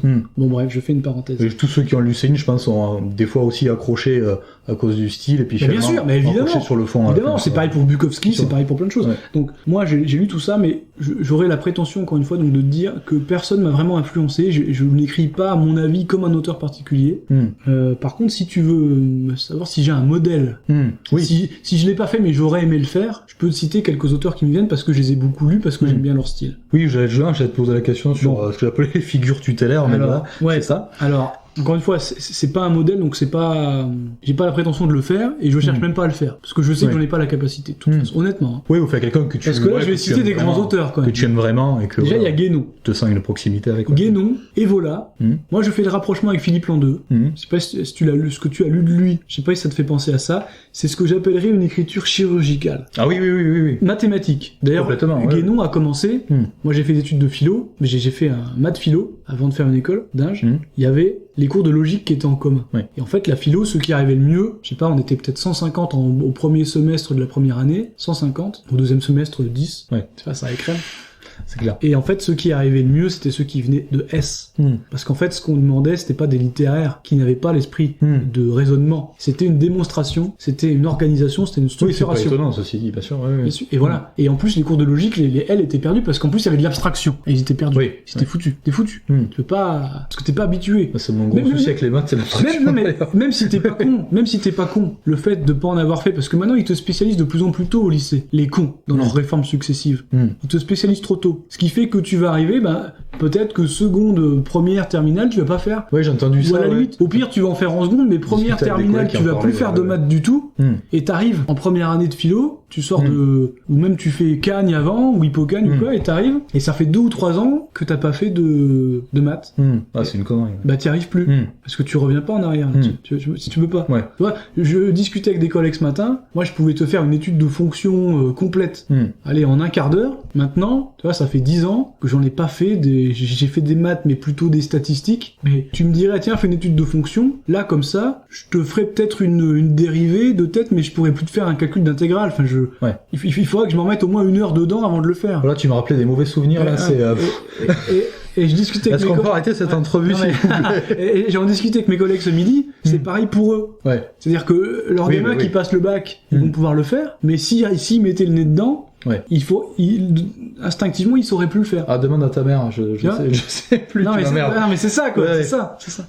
Donc, bon, bref. Ça, c'était pour la chirurgie, pour la précision, parce que du raisonnement et du mot. Il y en a d'autres que j'ai admiré. Il y a Philippe de Villiers. Il a un style inimitable. Jamais lu de Villiers. Quand les abrutis, là, toute la presse, qui a fait ça? Comment elle s'appelle? Je veux la citer ce soir. La ministre de l'Europe, des Affaires européennes. Comment elle s'appelle?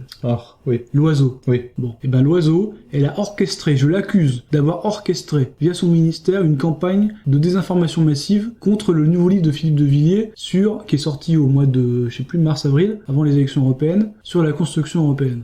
Sur les fondations américano, tout simplement, américaines, étrangères de l'Union européenne. En tout cas, Étrangères à l'Europe. Voilà. Sauf une partie de l'Allemagne, mais en plus sur la forme, mais pas sur le fond. Enfin bon, bref. Pour les assliniens qui veulent jouer les UE égale nazi, quoi. Hein. Pourquoi ? Parce qu'il y a eu un ancien nazi qui a été retourné. Et alors ? Il y en a eu combien des connards qui ont été retournés ? Et tu vois, et alors ? Et c'est pas pour ça que... Bon, bref. Ils sont retournés, précisément. Bon, bref. J'ai perdu le fil de ce que je disais. J'ai un spam, vous connaissez Lupère dans ma tête maintenant, qui ouais, c'est génial. Bon. Donc, oui, ils ont accusé, c'est donc... Quand Loiseau a orchestré cette campagne contre Villiers pour nuire au test de son livre, qui était absurde d'ailleurs, puisque à la fois ils ont dit on le savait déjà et complotisme. Donc si vous le saviez déjà, c'est que c'est vrai, c'est-à-dire en tout cas pour vous c'est vrai, mais vous dites que c'est complotiste quand même, c'est pas cohérent, et en plus vous dites qu'il a plagié, alors que son style est reconnaissable entre mille. Il a vraiment un style à part qui est magnifique, qui est magistral. Enfin c'est un type hors du commun, Villiers de toute façon. Bon bref.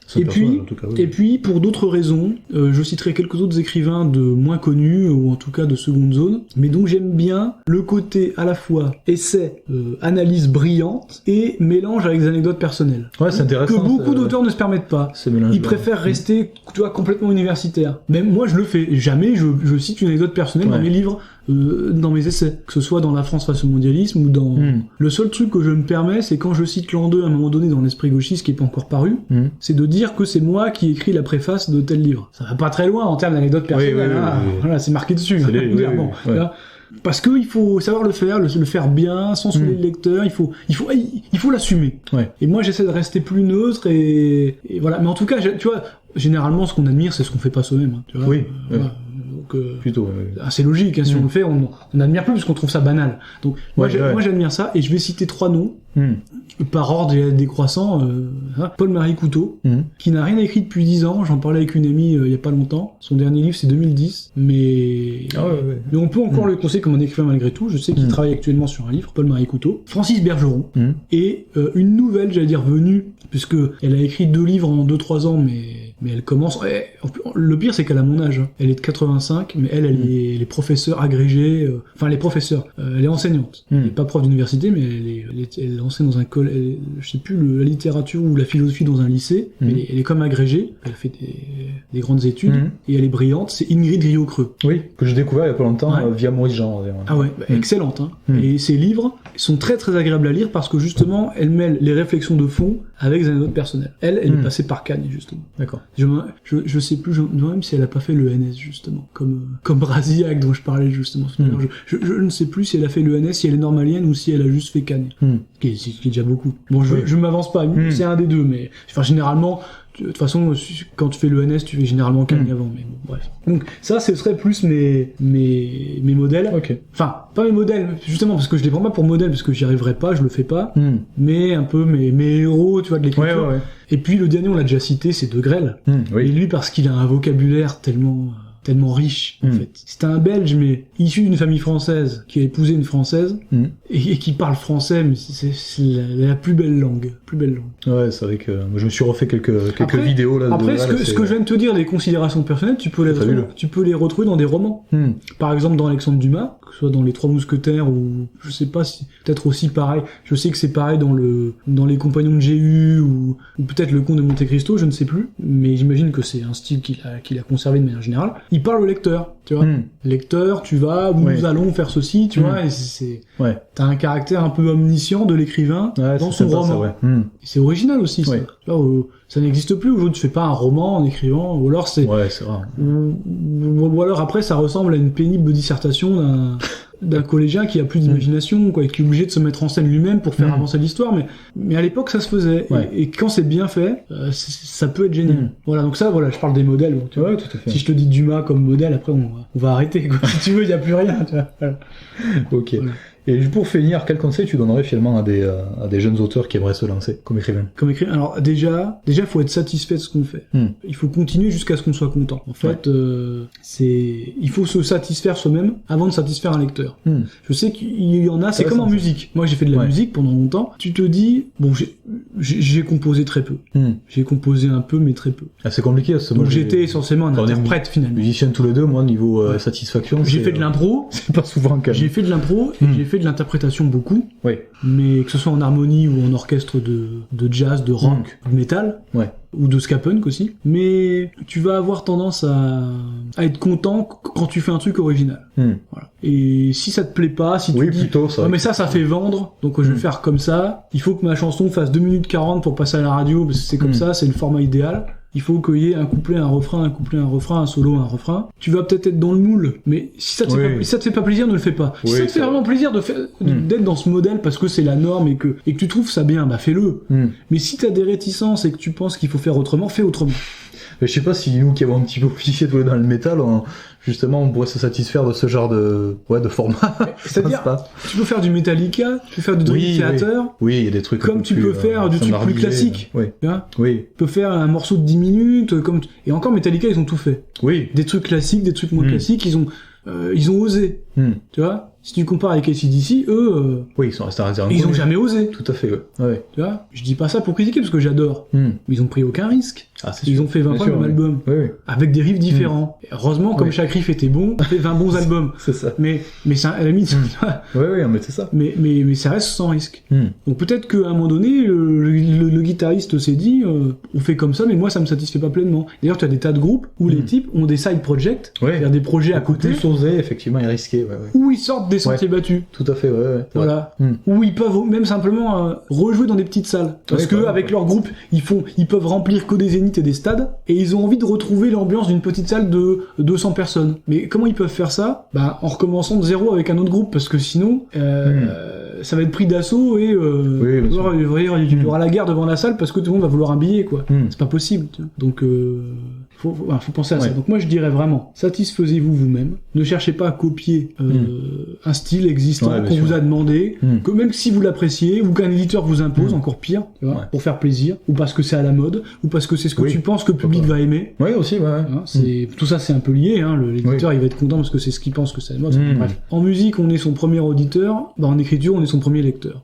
Donc il faut se faire plaisir à soi. Je dis pas, tu vois, c'est pas commercial ce que je dis là, mais malgré tout, ça peut marcher, paradoxalement, parce que généralement, tout ce qui est plus personnel va toucher à l'universel. Plus facilement que si tu essaies de faire un truc plus standardisé. Donc, en même temps, ça peut être une technique, ce que je dis, mais bon, enfin bref, je vous laisse méditer là-dessus. C'est un conseil que je donne. Ne faites pas tout seul. Faites votre truc, mais une fois que c'est fini, avant de le commercialiser, de le proposer, même gratuitement, ça peut être n'importe quoi, ça peut être moi, l'esprit gauchiste, à la base, je l'avais fait une brochure, mais je l'avais aussi mis en ligne. Donc en accord avec l'éditeur, je lui ai demandé pour pas le léser quand même. On peut le télécharger en PDF gratuitement sur mon site. Mais faites-vous aider quand même à la fin pour la relecture. Pour voir si l'argumentation tient la route, pour voir si on n'a pas oublié un point important, pour la relecture des fautes, pour la correction de la syntaxe, de l'orthographe, de la conjugaison, aussi bien dans les essais mais surtout dans les romans, de la concordance des temps. Moi-même, j'ai fait quelques erreurs de concordance des temps, je crois qu'il y en a 2 dans l'ombre au sommet, que j'ai pas réussi parce que vu que c'est écrit au passé, il y a parfois des situations assez difficiles, même en termes de français, tu vois. Je suis pas grammairien et parfois il y aurait plusieurs solutions possibles, il faut en choisir une, mais c'est pas forcément la solution idéale, il y a peut-être plus propre. Après t'essaies de faire aussi avec un style, mais bon bref voilà. Pour voir si c'est trop difficile. Peut-être qu'à un moment donné t'as été trop vite sur un passage. Ou alors au contraire t'es trop long et tu peux simplifier ou tu peux résumer. Voilà, s'il y a des manques. Et puis, en dernier conseil, évitez les redondances. J'en ai parlé tout à l'heure. Aussi bien sur plusieurs livres, d'un livre à l'autre, que, encore pire, dans un même ouvrage. Bien sûr. Et pourtant, c'est ce qu'on voit tout le temps. Oui, c'est ça, comme les livres qui reprennent pas les idées maîtresses. Et même chez des livres de chez nous, par exemple, tu vois, Philippe Landau lui-même, il écrit dans cette optique. Il veut qu'on puisse extraire, comme de l'ADN. Moi, j'ai travaillé dans la recherche génétique, et quand tu prends un brin d'ADN, n'importe quoi, tu prends une petite cellule d'un organisme, tu prends un végétal ou un animal, tu as son ADN dedans, dans chaque cellule. Et en fait, lui, il faisait en sorte que on extrait n'importe quelle page, et ben on ait un résumé tu peux du livre une idée, dans une page. Mais du coup, t'as l'impression à chaque page que ça insiste trop lourdement. Et du coup, au lieu de faire un livre de 300 pages, ben tu peux en faire un de 50. Mais sauf que du coup, après, ça marche plus. Il faut peut-être que t'as l'idée sur 10 pages, tu vois. Mais si vraiment l'objectif c'est d'extraire, en fait, ils sont dans une optique d'extraction. Ils sont pas dans une optique de livre avec un continuum, avec un début, un milieu, une fin. Moi, je suis dans cette optique-là. Un livre, de A à Z. Oui, d'accord. Eux, ils sont dans une optique différente. Je dis pas que c'est mal, je dis pas que c'est bien, je dis que c'est différent, mais c'est pas ma conception. Après, oui, si t'as envie d'être pris, effectivement, c'est plus facile pour toi d'être pris. Moi, je peux pas être pris. Parce que si on si on prend un petit bout, on pourra pas savoir ce que je pense sur le reste. On va être dubitatif. On va devoir compléter. On pourra pas avoir un résumé global de ma pensée à chaque fois. C'est pas vrai. Mais c'est aussi parce que, ne serait-ce que ma pensée, comme je disais tout à l'heure, se complexifie au fur et à mesure que je réfléchis. Et donc, de livre en livre, de lecture en lecture, tu vois, parce que j'évolue beaucoup aussi. C'est pour ça que je lis beaucoup. Donc, un autre conseil que je dirais, parce que tu parles si c'est un écrivain qui fait des nouvelles ou n'importe quoi. Juste pour finir sur Philippe, parce qu'il fait pas ça chez moi pour être mieux compris. Ah, mais il le fait dans cette optique, bien sûr. Parce que je sais que Guillaume Fay, dans Guerre civile et raciale, il se répète quand même pas mal. Mais bien sûr. Mais je pense que c'est pour être vraiment très très limpide et rester en tête, quoi. Mais tout à fait. Moi, je pars du principe que le lecteur n'est, encore une fois, c'est une optique que le lecteur n'est pas débile, mais peut-être que c'est faux. C'est-à-dire qu'il va lire le livre de A à Z. En fait, j'ai sans doute tort. Je pars de ce principe. Et la plupart des lecteurs ne font pas ça. Ils ouvrent le truc, tiens, je vais lire cette page-là, je lis ça, je lis ce chapitre, et après je vais revenir peut-être en avant, en arrière. Moi, tu peux pas faire ça. C'est fait pour être lu de A à Z, pas de J à B, on vient à D et on passe à X. Tu vas louper des trucs, tu fais ça, tu vas louper un raisonnement, tu vas pas comprendre. Philippe, si tu fais ça, ça peut marcher. Mais du coup, il est obligé de plus étaler. Moi, c'est plus condensé, du coup. Du coup, mon livre, peut-être que t'es obligé de le lire en entier, mais il est plus court, du coup. Oui, je sais ce que tu veux dire. Après, il faut voir ce que tu cherches. Bien sûr, en tout cas, moi, c'est ma façon de travailler parce que c'est ma façon aussi de lire. Quand je lis un livre, je lis de A à Z. Donc je travaille comme je lis. Enfin, voilà, c'est lié. Voilà. Moi, je sais que j'estime pas avoir lu un livre si je l'ai lu en diagonale. C'est ça. Mais après, c'est vraiment une question j'ai le sentiment de pas l'avoir compris, vers ce qui est normal. Alors après, tu peux lire plus ou moins vite. Oui. Il y a des tas de livres, putain, tu passes une page, 2 pages, allez, 3 pages, tac, tu lis parce qu'à bout d'un moment, t'as compris où le gars veut en venir. Oui, bien sûr. Mais c'est pas fait pour ça. C'est pas fait pour être lu. C'est fait pour être extrait. Ouais, tout à fait, On va rechercher cette nuance là, Voilà. Donc ça dépend ce que vous voulez, En tout cas, dans ma conception, c'est ça. Chacun a son envie la façon dont il veut être lu, et puis la façon dont il veut écrire aussi, ça peut être un style. Oui, tout à fait, bien sûr. Voilà. C'est comme les romans qui vont commencer à la fin, puis après tu fais des flashbacks. Oui. Ou alors tu commences par le début, et puis c'est très chronologique. C'est comme un film, Enfin, je veux dire, tout à fait, c'est toi qui vois. Mais, en tout cas, soyez cohérents par rapport à ça. Mais bon, j'aurais quand même un conseil à donner, quand même d'éviter les redondances, malgré tout. Donc c'est-à-dire de pas faire ce travail-là de génétique, d'ADN, qui se retrouve de truc en truc. Mais bon, tout dépend de l'utilisation qu'on veut faire du livre, encore une fois. Et justement, si tu avais un seul conseil à donner aussi en termes de recherche d'éditeur, de plutôt démarchage, ce genre de choses. Parce que là, on a parlé du travail d'écriture en tant que tel, mais après, ce qui est la post-production, ça se dit pas pour un livre. Moi, j'aurais tendance, franchement, à vous dire maintenant, auto-éditez-vous. Moi, il y a ces possibilités-là. Je me souviens d'un texte de Tristan Edern-Vaquette, qui est un gauchiste que j'ai déjà cité, un vrai gauchiste avec lequel j'ai entretenu une correspondance, qui a tourné court à un moment donné, pour des raisons que j'expliquerai pas ici, et qui concerne le lys noir, d'ailleurs. Ok. C'est un type honnête, on peut dire que c'est un gauchiste ou ce qu'on veut, mais c'est un type fondamentalement honnête, Vaquette. Il a écrit un texte pour écrire le titre était « Mon éditeur est un enculé ».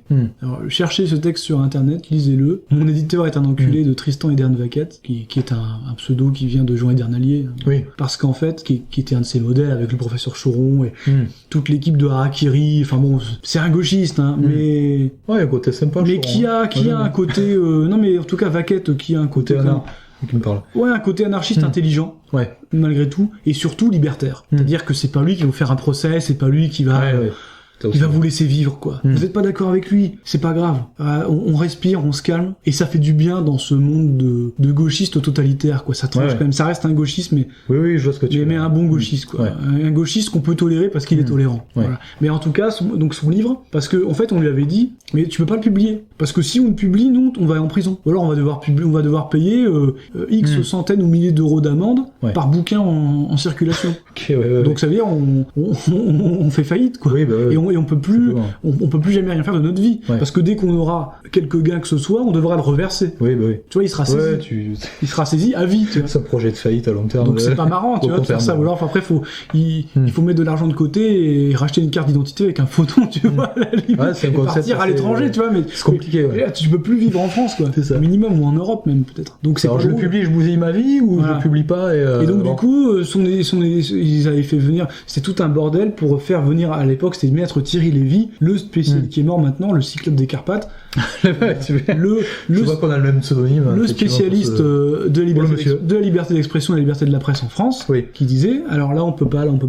Et à la fin il te rend une liste où tu peux rien faire. Et il faut savoir aussi, pour terminer, que en France, la liberté est assez particulière parce que, en fait, tout ce qui n'est pas autorisé expressément est interdit.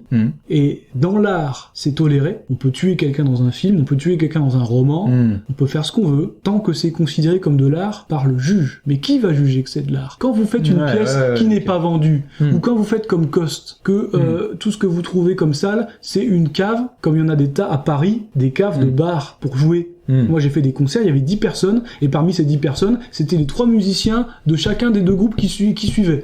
Ça veut dire qu'il y avait 0 spectateur en fait. Ils jouaient pour eux, les mecs, c'était une répétition.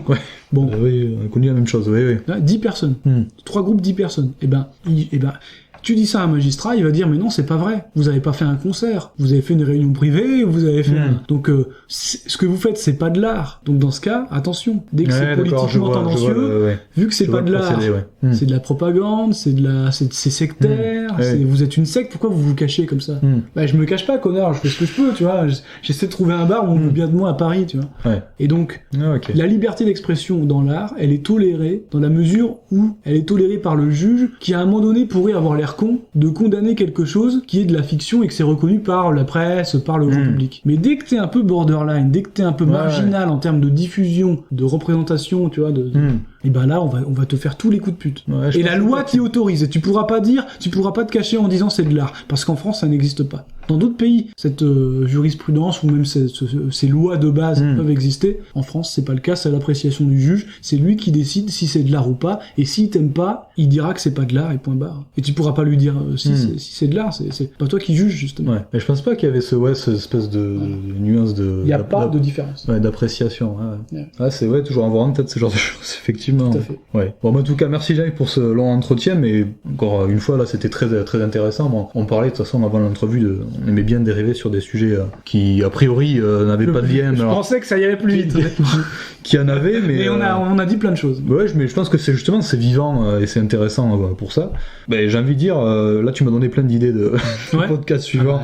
Le rexisme, ça fait déjà un moment qu'on en parle. On a déjà parlé, oui. Mais Lovecraft et compagnie, pourquoi pas, quoi. Donc, très certainement une prochaine fois. Avec plaisir. Sans faire espèce de anticiper le futur, mais je pense que ça risque de se produire. Voilà. Allez, je vous dis à une prochaine fois. Bonne nuit. Salut.